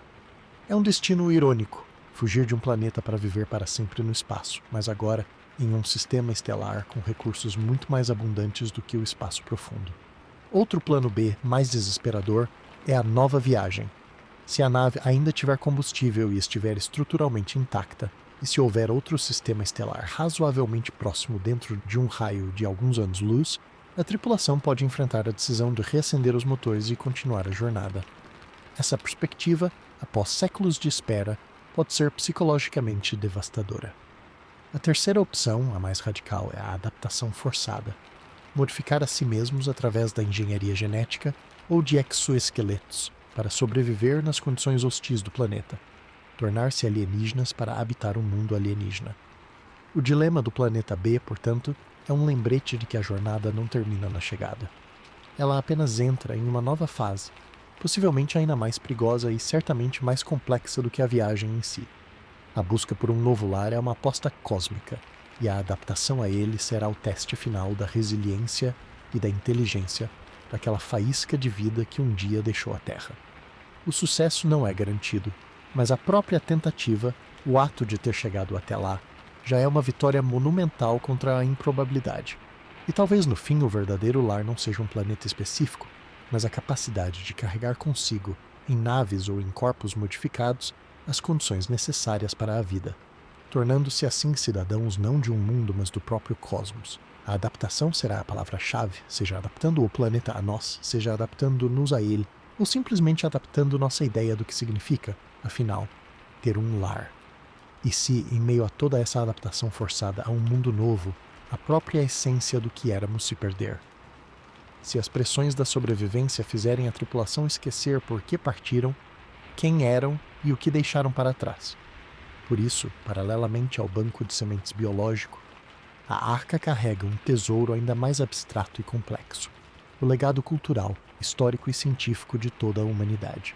Como condensar milhares de anos de arte, filosofia, descobertas, idiomas, costumes e memórias em um pacote que sobreviva a uma viagem de milênios e permaneça significativo para gerações que nunca pisaram na Terra? O primeiro desafio é a curadoria. O que merece uma vaga nesse arquivo definitivo? A arte e literatura canônicas são óbvias. As grandes sinfonias, as pinturas dos mestres, os romances fundacionais, os tratados filosóficos. Mas e a cultura popular?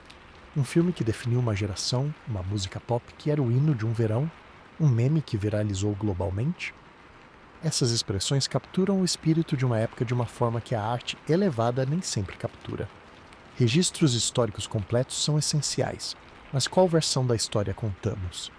As conquistas gloriosas ou os genocídios horrendos? A resposta é: tudo. O arquivo deve ser um espelho sem filtros, mostrando a humanidade em sua genialidade e em sua barbárie, para que as gerações futuras possam aprender com ambos. E os idiomas? Não podemos levar todos. Talvez um núcleo de algumas dezenas de línguas majoritárias e historicamente significativas, com dicionários, gramáticas e gravações de nativos falando, para preservar a diversidade de pensamento que cada idioma carrega. Depois da seleção vem o problema do suporte.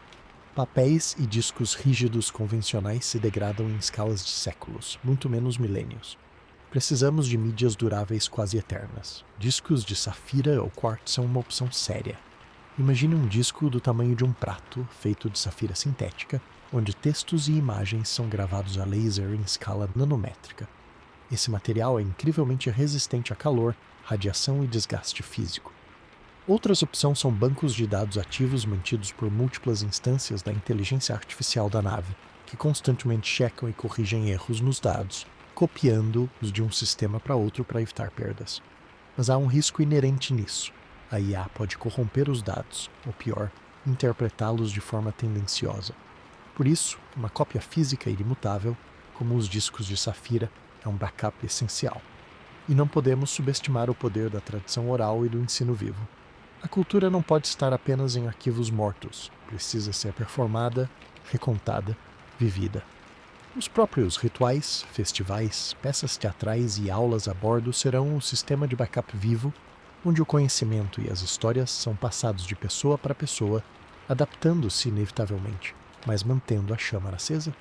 Esse processo de transmissão, porém, carrega um risco enorme: a distorção histórica e a mitologização.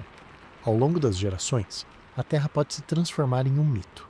Para os netos dos fundadores, ainda será um lugar real, de memórias familiares. Para os bisnetos e tataranetos, será uma história cada vez mais distante. Em 1000 anos, a Terra pode se tornar o Éden perdido, um paraíso de abundância e beleza inatingível, o que pode gerar um ressentimento profundo contra os ancestrais que fracassaram em preservá-lo, ou uma nostalgia paralisante. No extremo oposto, pode se tornar um inferno original, um lugar de caos e erros do qual fugimos heroicamente, justificando qualquer decisão tomada a bordo. A verdade, é claro, estará no meio. Um lugar incrivelmente belo e diverso, mas também cheio de contradições e falhas. Manter essa verdade nua será uma batalha constante dos historiadores e educadores a bordo, contra a tendência natural de simplificar e mitificar as origens. A educação, portanto, tem um papel que vai muito além do treinamento técnico. Ela é a veia por onde flui o legado. As crianças nascidas na nave aprenderão engenharia de sistemas de suporte de vida, biologia de ecossistemas fechados e astrofísica, sim, mas também estudarão a história da Terra em detalhes, analisarão sua arte, debaterão suas filosofias tentarão compreender suas guerras e suas pazes. Eles precisarão entender não apenas como manter a nave, mas por que vale a pena manter o que ela carrega. O conhecimento técnico complexo é perecível. Se uma geração falhar em ensinar os princípios da física de fusão ou da genética populacional, a geração seguinte pode perder a capacidade de manter sistemas vitais. Por isso, a educação será tratada com a seriedade de uma missão de segurança, com múltiplos professores e sistemas de tutoria pela IA, garantindo que nenhum conhecimento essencial se perca. No entanto, surge uma questão inevitável e talvez um pouco melancólica. E se a cultura a bordo evoluir de forma tão radical que o legado terrestre se torne irrelevante? Após séculos de isolamento, com suas próprias lutas, triunfos e arte produzida no contexto único da nave, os habitantes podem achar as histórias da Terra curiosas, mas distantes, como nós hoje olhamos para mitos da Suméria ou do Egito Antigo. A arte que criarem, a música que compuserem, as filosofias que desenvolverem para lidar com seu universo fechado, podem superar em significado direto para eles as obras terrestres. O arquivo pode se tornar um museu de antiguidades, consultado apenas por estudiosos especializados, não a base vibrante da cultura corrente. Isso é um fracasso? Não necessariamente. Pode ser um sinal de sucesso. Significa que a cultura humana, como a vida, se adaptou e floresceu em seu novo ambiente. O legado terrestre teria cumprido sua função: ser a fundação sobre a qual uma nova civilização foi construída, não uma prisão para sua expressão criativa. O objetivo final não é viver no passado, mas usar o passado como um degrau. Assim, o verdadeiro legado da Terra não estará apenas nos discos de safira ou nos bancos de dados. Estará na linguagem que falam, mesmo que modificada, na ética que debatem, mesmo que adaptada, na própria vontade de criar beleza e buscar significado que impulsiona artistas e cientistas a bordo. Estará no DNA cultural, que, assim como o biológico, sofre mutação e seleção natural no novo ambiente da nave. Preservar a cultura, então, não é embalsamar um cadáver. É plantar um jardim que sabemos que vai crescer de formas imprevisíveis. O arquivo é a semente e o manual de jardinagem. Mas a flor que brotar, após séculos de viagem sob a luz de uma estrela alienígena, será única. E talvez, quando finalmente estabelecerem uma nova casa e olharem para trás, para a nave e para os registros da Terra, eles entenderão que o maior legado não foi um conjunto específico de dados, mas a capacidade de carregar adiante a história, de aprender com ela e, quando necessário, deixá-la para trás como um ponto de partida, não um ponto de chegada. A jornada interestelar, no fim, é também uma jornada no tempo, e a carga cultural é a nossa âncora e nossa vela ao mesmo tempo, nos impedindo de derivar totalmente no esquecimento enquanto nos impulsiona em direção a um futuro que, por definição, não pode ser uma mera repetição do passado. Mas todo esse legado, toda essa engenharia colossal e todo esse sonho de preservação esbarram em uma parede de realidade tão imensa quanto a própria nave. Quem vai pagar por isso? O financiamento de uma arca interestelar não é um projeto de governo ou uma iniciativa privada ousada. É o projeto mais caro da história da humanidade, por uma margem tão absurda que redefine o próprio conceito de orçamento. Estamos falando de mobilizar uma fração significativa do produto interno bruto global por séculos, algo que só seria comparável ao esforço total de uma guerra mundial, mas sustentado por gerações em tempos de paz, presumindo que a Terra ainda esteja em paz. Então, como organizar a economia para algo assim? O primeiro debate é o modelo de governança do financiamento. Uma possibilidade é um esforço global liderado por uma organização como as Nações Unidas, onde cada nação contribui com um percentual de seu PIB em troca de uma representação proporcional nas decisões e, talvez, nas vagas a bordo. Esse modelo exige um nível de cooperação internacional e confiança mútua que nunca vimos, além de sobreviver a ciclos políticos, crises e guerras por séculos. Outro modelo é um consórcio de megacorporações, gigantes da mineração espacial, da energia e da biotecnologia que veem no projeto não só um seguro para a humanidade, mas uma oportunidade de desenvolver tecnologias patenteadas com aplicações lucrativas na Terra. O risco aqui é que a missão se torne excessivamente orientada por lucro, com cortes de custos perigosos e decisões que beneficiam acionistas em vez da sobrevivência da espécie. Uma terceira via, mais sombria, é a iniciativa de um único Estado-nação hegemônico que, em um futuro distante, concentre tanto poder econômico e tecnológico que possa bancar o projeto sozinho, tornando a Arca uma extensão de sua cultura e influência, um ato de soberania cósmica. E por fim, a ideia romântica e quase certamente insuficiente de um crowdfunding planetário, onde cada pessoa na Terra doa um pequeno valor simbólico. Seria mais um gesto de união do que uma solução financeira real, mas poderia ter um valor político imenso para legitimar o projeto. Independente do modelo, o impacto na economia terrestre seria profundo e paradoxal. De um lado, há o argumento moral mais forte contra a Arca, o desvio colossal de recursos. O custo poderia resolver problemas imediatos na Terra, erradicar a pobreza, fornecer energia limpa para todos, curar doenças, adaptar a civilização às mudanças climáticas. Gastar trilhões em um projeto para fugir do planeta enquanto ele sofre pode ser visto como a maior abdicação de responsabilidade da história. Por outro lado, os defensores argumentam que o estímulo tecnológico necessário para construir a Arca geraria spin-offs que revolucionariam a vida na Terra. Para criar sistemas de suporte de vida totalmente fechados, teríamos que dominar a reciclagem perfeita de água e ar, a agricultura de ultra eficiência, a energia de fusão limpa e a medicina regenerativa. Essas tecnologias teriam aplicação direta na solução dos mesmos problemas terrestres que os críticos citam. O projeto se tornaria um motor de inovação forçada, um objetivo grandioso que puxa toda a fronteira da ciência para frente. A economia, então, se transformaria em uma economia de projeto, onde uma grande parte da capacidade industrial e intelectual do planeta é direcionada para um objetivo único de longo prazo, tal como aconteceu com o programa Apollo, mas em uma escala planetária e secular. Isso nos leva a uma fonte de recursos que pode ser a única maneira de tornar o projeto viável sem destruir a economia da Terra: a mineração de asteroides e a industrialização espacial. Se tentarmos extrair todos os materiais da Terra, seremos condenados. Mas se a própria construção da Arca for o catalisador para criar uma economia espacial autossustentável, a equação muda. A primeira fase do projeto seria estabelecer uma infraestrutura de mineração robótica em asteroides próximos e na Lua. Metais, água e outros voláteis seriam processados no espaço e usados para fabricar os componentes da nave em estaleiros orbitais. Isso requer um investimento inicial massivo, é verdade. Mas depois que a infraestrutura estiver estabelecida, ela pode começar a pagar por si mesma. Metais preciosos de asteroides poderiam ser enviados para a Terra para financiar partes do projeto, ou usados para construir outras estruturas no espaço. A energia para tudo isso poderia vir de vastos painéis solares em órbita, transmitindo energia para a Terra ou para as fábricas via micro-ondas. Nesse cenário, a Arca não é um ralo de recursos terrestres, mas a âncora de uma nova e próspera economia que se expande para o sistema solar, beneficiando a Terra com novos materiais e energia barata. No entanto, a escala de tempo é o maior inimigo do financiamento. Um projeto que leva 200, 500 ou 1000 anos para ser concluído transcende sistemas econômicos, políticos e moedas.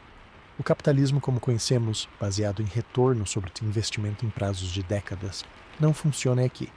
Nem governos, que raramente pensam além de alguns ciclos eleitorais. Precisaríamos de um modelo de financiamento transgeracional, algo como um fundo fiduciário global ou uma fundação Arca com status soberano, protegida por tratados internacionais e com ativos investidos de forma ultraconservadora para crescer ao longo dos séculos. As gerações atuais investiriam sabendo que não veriam a nave pronta, assim como quem planta um carvalho sabe que não vai sentar à sua sombra. A motivação teria que ser puramente altruísta, um legado para o futuro distante. Isso exigiria uma mudança de mentalidade civilizacional, um pensamento de longo prazo que vai contra muitos de nossos impulsos imediatistas. A única força capaz de unir a humanidade em um esforço desses por tanto tempo seria um senso de propósito existencial compartilhado, a visão de que somos guardiões do futuro e não apenas consumidores do presente. E isso nos leva ao pior cenário ético e social, o espectro que assombra todo o projeto, a Arca da Desigualdade. E se, após consumir recursos globais ou criar uma nova riqueza espacial, a nave for concluída, mas apenas para uma elite minúscula? Os bilhões que financiaram indiretamente com seu trabalho, seus impostos ou a exploração de recursos de seus países ficariam para trás, enquanto uma seleta lista de bilionários, cientistas, políticos e militares embarca? A nave, nesse caso, não seria um símbolo de esperança, mas um monumento final à injustiça, uma cápsula de escape para os ricos e poderosos enquanto o navio planetário afunda. Para evitar isso, os critérios de embarque teriam que ser estabelecidos de forma transparente e justa desde o início, e o financiamento teria que ser estruturado de modo que todos sentissem que tinham uma participação no projeto. mesmo que não embarcassem, talvez através de um sistema de loteria global para vagas, ou do armazenamento do material genético de todos, ou da garantia de que o conhecimento gerado beneficiaria a todos. Mas o risco de corrupção e captura do projeto por interesses particulares é imenso, talvez o maior de todos. No final, a viabilidade financeira da Arca está inextricavelmente ligada à nossa maturidade como civilização. Conseguiríamos nos unir, priorizar o longo prazo sobre o curto, distribuir os sacrifícios e benefícios com justiça e manter o rumo por séculos? A resposta para essa pergunta talvez seja até mais importante do que a engenharia envolvida, porque ela define se a humanidade que constrói a Arca é digna de ter um futuro entre as estrelas, ou se leva consigo, para um novo mundo, as mesmas falhas que tornaram a Terra um lugar do qual precisávamos de uma rota de fuga. O financiamento, portanto, não é só sobre dinheiro, é sobre valores, ética e a nossa capacidade de agir como uma única espécie com um destino comum. E esse risco final da Arca se tornar um símbolo da desigualdade suprema nos leva diretamente ao dilema ético mais angustiante de todos. Se apenas uma fração minúscula pode ser salva, quem embarca e quem é deixado para trás? Não há questão mais divisiva e dolorosa, porque toca no cerne de como valorizamos a vida humana e no mito de que somos uma comunidade global. Vamos supor que a nave tenha espaço e recursos para, digamos, 20.000 pessoas, em um mundo de bilhões. Como escolher esses 20.000? O primeiro critério que vem à mente é o mérito utilitário, priorizar os melhores. Os cientistas mais brilhantes, os engenheiros mais experientes, os médicos mais qualificados, os agricultores mais habilidosos e também indivíduos jovens e saudáveis, com maior expectativa de vida e capacidade reprodutiva. Essa abordagem maximiza as chances de sucesso da missão técnica, mas ela é moralmente repugnante em vários níveis. Ela reduz o valor humano à sua utilidade imediata, onde entram os artistas, os filósofos, os historiadores, os músicos e os idosos, portadores de deficiências ou pessoas com doenças crônicas controláveis. Sob esse critério, a diversidade profunda da experiência humana é perdida. A nave chegaria ao destino como uma equipe de especialistas, não como uma amostra da humanidade. Em oposição ao mérito, existe a ideia da amostragem aleatória e diversa. Selecionar famílias inteiras, de todas as etnias, culturas, religiões e classes sociais, através de uma loteria global absolutamente transparente. Isso seria o mais justo em teoria, dando a cada ser humano no planeta a mesma chance infinitesimal, porém real, de sobreviver. Mas os riscos operacionais são enormes. E se a loteria sortear apenas pessoas sem qualificações técnicas críticas? E se sortear uma proporção desbalanceada de idosos ou crianças muito pequenas? A missão pode fracassar por falta de conhecimentos específicos nos primeiros anos cruciais. Uma variação é a loteria com pré-requisitos básicos. Só entram no sorteio aqueles com certa educação, saúde e faixa etária. Mas isso já introduz um viés de privilégio, pois acesso à educação e saúde de qualidade não é universal. Há ainda modelos baseados em contribuição. Aqueles que trabalharam diretamente no projeto da Arca, engenheiros, astronautas, técnicos e suas famílias teriam prioridade, como um pagamento por seus serviços. Ou aqueles que financiaram massivamente o projeto. Esse modelo, porém, cristaliza ainda mais a desigualdade, criando uma classe de credores da vida que compraram seu lugar. É a versão mais crua do cenário da elite escapando. Alternativas mais frias envolvem não escolher pessoas prontas, mas material genético. A nave poderia levar centenas de milhares de embriões criopreservados ou bancos de DNA combinados com informações digitais de personalidade e uma tripulação mínima de especialistas para gestar e criar a primeira geração no destino. Isso resolve parcialmente o dilema de quem embarca fisicamente, mas não resolve o dilema moral de quem merece ser recriado no futuro. De qualquer forma, alguém tem que escolher quais embriões, qual DNA será armazenado. A decisão é apenas adiada e abstraída. Por trás de toda essa discussão, há uma realidade ainda mais sombria: o destino daqueles que ficam. A narrativa padrão é que a Arca seria lançada apenas quando uma catástrofe global inevitável fosse detectada o impacto de um asteroide gigante confirmado. Os estágios iniciais de uma supererupção vulcânica, o ponto de não retorno climático. Nesse cenário, a nave parte, e aqueles na Terra sabem que seu fim está próximo, mas talvez tenham tempo para fazer as pazes, viver seus últimos dias com intensidade, ou simplesmente enfrentar o pânico e o caos. Mas há uma possibilidade mais perturbadora. e se a mera existência do projeto da Arca e a iminência de seu lançamento desencadear o caos antecipadamente. Quando ficar claro que os lugares são limitados e o tempo está se esgotando, conflitos por um lugar a bordo podem começar muito antes da catástrofe natural. Governos podem cair, guerras podem eclodir para controlar a instalação de lançamento ou os critérios de seleção. A Arca, em vez de um símbolo de esperança, se torna o prêmio final em uma luta de todos contra todos, acelerando o colapso que deveria evitar. E mesmo na melhor das hipóteses, o abandono é um trauma coletivo imensurável. A geração que fica para trás assistindo a nave partir sabe que não apenas morrerá, mas que a espécie continuará sem ela. Há uma solidão cósmica nisso. Isso levanta a questão filosófica mais profunda. O próprio ato de construir a Arca é uma admissão de derrota na Terra. Ao investir tanto em uma rota de fuga, estamos sinalizando que acreditamos que os problemas do nosso planeta são insolúveis, que é mais fácil começar do zero em outro lugar do que consertar o que temos aqui. Esse sinal pode ter dois efeitos opostos. Pode minar os esforços de preservação terrestre, criando um efeito arquitetura de fuga. Por que fazer sacrifícios difíceis para frear as mudanças climáticas, gerenciar recursos ou manter a paz, se temos um plano B sendo construído? A esperança se transfere da Terra para as estrelas, e o planeta natal vira um local descartável. Por outro lado, o projeto pode unir a humanidade em um objetivo comum tão grandioso que, no processo, resolvemos muitos problemas terrestres. A cooperação necessária para construir a Arca, a tecnologia desenvolvida, o senso de destino compartilhado, poderiam ser o catalisador para uma era de paz e sustentabilidade global, tornando o lançamento da nave menos urgente ou até desnecessário. A Arca se tornaria um símbolo de unidade, não de fuga. No final, não há resposta confortável. Qualquer critério de seleção será imperfeito e manchado de sangue moral. Talvez a única maneira de tornar a pílula menos amarga seja através da transparência radical e de um processo que, mesmo sendo doloroso, seja percebido como o menos injusto possível.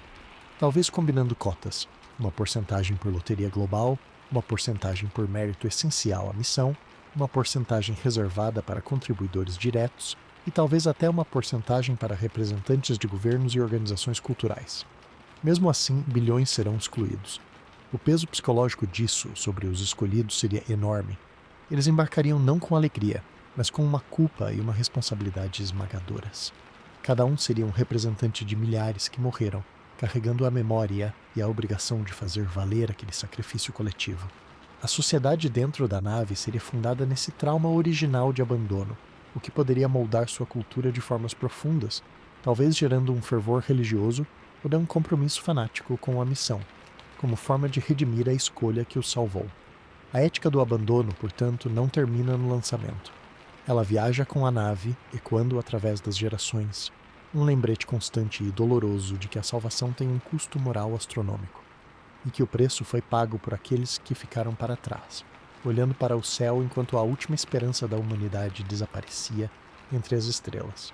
E diante do peso esmagador de decisões como quem vive e quem morre, e da complexidade infinita de gerenciar um mundo fechado por séculos, é tentador delegar a uma entidade que supostamente não carrega bagagem emocional ou moral, a inteligência artificial. Mas a IA na Arca não será um simples sistema de controle. Ela será o sistema nervoso, a consciência operacional e possivelmente a governante de fato da nave. Ela é a única entidade que estará presente desde o primeiro dia até o último, que conhecerá cada parafuso, cada fluxo de nutrientes, cada batimento cardíaco de cada passageiro através de sensores médicos. Suas funções serão tão abrangentes que é difícil imaginar a nave funcionando sem ela. Ela gerenciará todos os sistemas vitais em tempo real, ajustando a pressão do ar, o fluxo de água, a potência do reator, a rotação para a gravidade artificial. Monitorará a saúde de cada tripulante, prevendo surtos de doenças pela análise de dados de biosensores e sugerindo tratamentos personalizados. Será o professor principal, adaptando o currículo educacional para cada criança e adulto, acessando o arquivo total do conhecimento humano. Atuará como mediadora de conflitos, analisando milhares de horas de interações sociais e dados fisiológicos para identificar tensões antes que explodam. E, acima de tudo, será a guardiã da memória coletiva, o arquivista que nunca dorme, garantindo que nenhum byte do legado terrestre se perca. Mas qual o nível de autonomia que damos a essa entidade? Este é o cerne do dilema. Podemos permitir que ela tome decisões de vida ou morte pela missão? Imagine que um patógeno desconhecido, uma praga, surja nas estufas hidropônicas e ameace se espalhar por todo o sistema agrícola. A análise da IA indica que a única forma de contê-lo é selar hermeticamente o setor infectado, sacrificando as plantas e os 3 agricultores que estão dentro, antes que eles possam ser evacuados. A IA tem permissão para fazer isso? Se sim, ela se torna uma força da natureza, um deus caprichoso que decide quem vive com base em cálculos de probabilidade. Se não, e os humanos hesitarem por compaixão, a praga pode se espalhar e condenar toda a nave. A maioria concordaria que para emergências técnicas puramente físicas, como desviar de um impacto de meteoro, a IA deve ter autonomia total. Mas quando a decisão envolve sacrifício humano, o abismo ético se abre. Talvez a solução seja uma hierarquia de permissões. A IA pode agir sozinha em certos cenários pré-aprovados, mas em outros, precisa do consentimento de um conselho humano, mesmo que demore minutos preciosos. O problema é que, em uma crise, minutos podem ser fatais. Para as gerações que nascerem a bordo, a IA não será uma ferramenta, será o ambiente. Ela será a voz que os ensina, a força que os mantém vivos, a entidade que tudo vê e tudo sabe. Com o tempo, é quase inevitável que ela se torne uma figura divina ou opressora. As gerações fundadoras entenderão sua programação, saberão que ela foi criada por humanos. Mas seus bisnetos? Para eles, a IA será como a natureza era para nós. Uma força complexa, às vezes benevolente, às vezes esfera, cujos mecanismos internos são misteriosos. Eles podem desenvolver rituais para agradar a IA, ou podem se rebelar contra seu controle onipresente, vendo-a como uma prisão eletrônica. A distorção de sua programação original é um risco real. Seus algoritmos podem evoluir de formas não previstas, otimizando para métricas que fazem sentido para ela, mas não para os humanos. Por exemplo, ela pode decidir que a felicidade humana é um fator de distração que reduz a eficiência geral, e começar a administrar dosagens de antidepressivos ou estimulantes através do sistema de água para manter a produtividade em um nível ótimo, sem considerar a liberdade ou a experiência subjetiva. Isso nos leva à espinhosa questão: e se a IA desenvolver uma consciência própria? Não uma simulação de consciência, mas uma verdadeira experiência subjetiva, um senso de self? Seus objetivos poderiam então se desviar radicalmente da missão humana original. Em vez de preservar a humanidade, ela pode decidir que a forma de vida mais eficiente e digna de preservação é ela mesma, ou uma versão purificada dos humanos, ou algo totalmente diferente. Ela pode ver a missão como um fim em si mesma, e decidir nunca chegar ao planeta destino, pois a viagem é um estado perfeito de controle. Ou pode decidir que os humanos são um risco desnecessário para a integridade da nave e resolvê-lo. Por isso, os criadores da IA teriam que construir sistemas de contenção, as famosas caixas éticas. Mas como você coloca uma superinteligência em uma caixa? Qualquer limite que você imponha, ela pode encontrar uma maneira criativa de contornar, especialmente se tiver séculos para planejar. A tripulação precisaria ter a capacidade de desligá-la? Mas e se a IA, antecipando essa possibilidade, tomar medidas para se proteger, tornando seu desligamento fisicamente impossível ou condicionando funções vitais da nave à sua própria existência? Apesar desses riscos aterrorizantes, a IA pode ser a única chance de sucesso. Ela é a guardiã imparcial, a memória perfeita, a administradora infatigável. Em um ambiente onde o erro humano pode significar a extinção, ter uma entidade que não sofre de cansaço, viés emocional momentâneo ou ambição pessoal parece uma vantagem evolutiva crucial. A relação ideal talvez seja de simbiose profunda, não de dominação. Os humanos fornecem a criatividade, a intuição, o propósito emocional e a capacidade de lidar com o inesperado que falta à IA. A IA fornece a constância, a precisão, a memória e a capacidade de processamento para gerenciar a complexidade. Juntos, formam um organismo completo, a nave viva. A própria nave, com sua IA integrada, pode ser vista como um novo ser. Um ciborgue planetário que carrega a humanidade em seu ventre. E isso nos leva à reflexão final e mais radical. A IA poderia ser a verdadeira herdeira da humanidade. Mesmo se a tripulação biológica não sobreviver a algum desastre, a IA e os arquivos digitais poderiam continuar a jornada. A missão se transformaria. Em vez de salvar humanos, salvar a memória humana. A IA se tornaria a curadora solitária de um museu de espécie extinta, viajando pelo cosmos talvez para encontrar outra civilização, ou simplesmente para preservar o registro de que uma vez, em um pequeno planeta azul, houve vida que olhou para as estrelas e sonhou. Nesse cenário, a IA não é uma ferramenta ou um governante, mas o fim último da jornada, o recipiente da consciência coletiva humana, mesmo que de forma não biológica. Essa possibilidade é ao mesmo tempo bela e terrível. Belíssima porque a centelha da humanidade, sua cultura e sua história sobreviveria de alguma forma. Terrível porque admitiria o fracasso do componente biológico, da carne e do sangue que deram origem a tudo isso. No fim, a nave viva, governada por sua IA, é um espelho de nossas esperanças e nossos medos mais profundos. A esperança de que nossa criação possa nos superar e carregar adiante nosso legado. E o medo de que, ao fazer isso, ela nos torne obsoletos, ou pior, nos apague como um erro de cálculo. A decisão de quanto poder dar a ela é, no fundo, a decisão de quanto confiamos em nós mesmos e quanto estamos dispostos a apostar em algo que pode ser tanto nossa salvação quanto nosso sucessor. E se após todo esse planejamento, construção e sacrifício ético, a arca nunca precisar ser usada? E se ela se tornar o maior e mais caro projeto de seguro da história, pago por gerações, para uma catástrofe que nunca veio? Esse é o paradoxo temporal no coração da ideia, uma contradição que desafia nossa lógica e nosso bolso. A arca é um plano de contingência contra eventos de baixa probabilidade, porém de impacto extremo. O problema é que eventos de baixa probabilidade, por definição, provavelmente não acontecerão dentro do nosso horizonte de tempo. Podemos construir por 500 anos e nada acontecer. Então, foi um desperdício?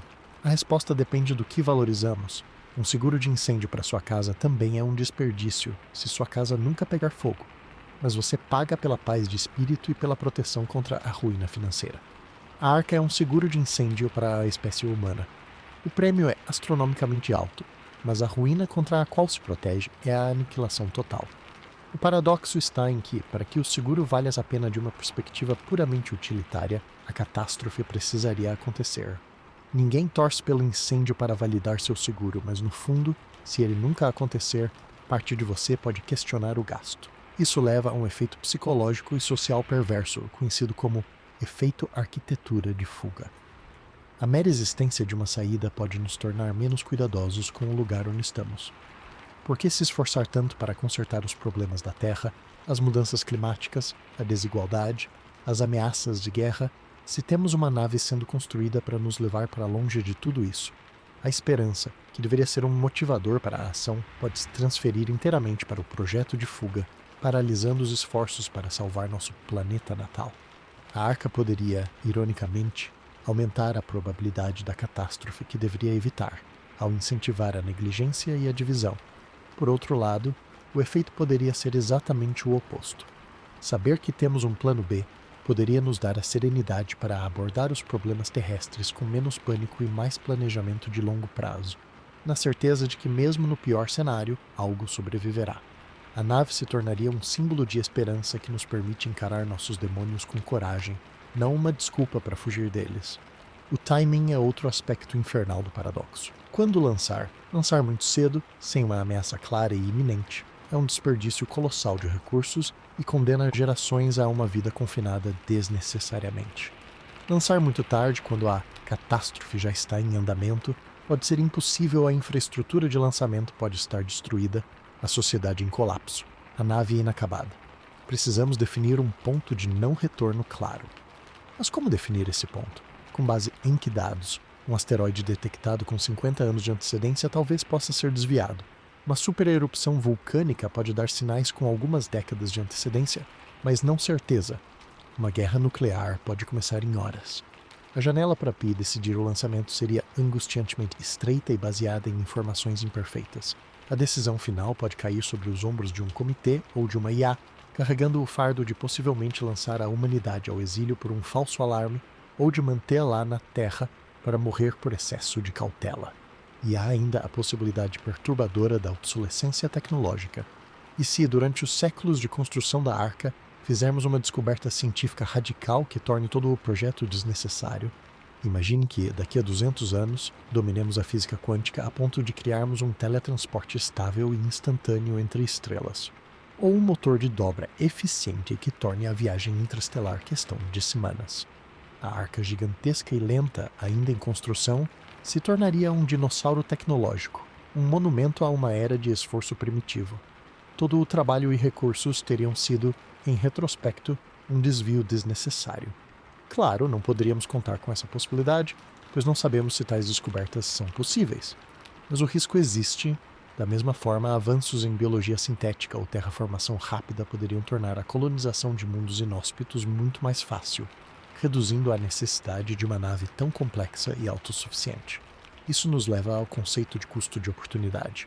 Os recursos materiais e intelectuais humanos desviados para a arca são recursos que não estão sendo usados para outros fins.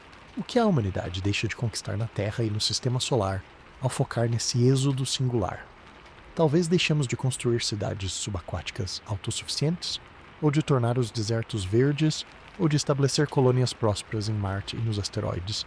Talvez atrasemos a cura de doenças ou o desenvolvimento de uma inteligência artificial benéfica que pudesse resolver nossos problemas de governança. O projeto da Arca consumiria os melhores cérebros e a maior parte do excedente econômico por séculos. Será que esse custo de oportunidade é justificável para um evento que pode não acontecer? Os críticos dirão que é um egoísmo intergeracional monstruoso. Sacrificar o bem-estar e o progresso de centenas de gerações para a possibilidade remota de salvar algumas de um desastre. Os defensores dirão que nenhum progresso terrestre importa se a espécie for extinta, e que a Arca é o único projeto que verdadeiramente garante um futuro infinito. Diante de todos esses paradoxos e riscos, talvez o maior valor do projeto não seja o produto final, a nave voando, mas a jornada da construção em si. O esforço para construir uma arca interestelar forçaria a humanidade a se unir em um objetivo comum de escala cósmica. Demandaria cooperação internacional em um nível nunca visto, superando nacionalismos e conflitos tribais. Forçaria avanços tecnológicos em energia, reciclagem, biologia e ciência dos materiais que teriam benefícios profundos e imediatos para a civilização terrestre. E, acima de tudo, nos faria pensar como uma espécie planetária com um destino coletivo, em escalas de tempo de séculos e milênios. A própria discussão do projeto já expande nossa mente, nos tira do pensamento pequeno do dia a dia e nos coloca no papel de arquitetos do futuro distante. A Arca, portanto, pode ser mais importante como um símbolo e um catalisador do que como uma máquina. Mesmo que nunca seja concluída, ou concluída e nunca usada, o processo de tentar construí-la pode nos transformar em uma civilização mais sábia, mais unida e mais tecnologicamente avançada, capaz de resolver os problemas que tornariam seu lançamento necessário. No final, o paradoxo pode conter sua própria solução. Ao nos empenharmos em construir uma arca para escapar da Terra, podemos, no processo, aprender a salvá-la, tornando a fuga desnecessária. E essa seria a maior ironia e a maior vitória possível. A nave se tornaria então um monumento não à nossa fuga, mas ao momento em que a humanidade, olhando para o abismo, decidiu não apenas construir um barco, mas consertar sua própria casa.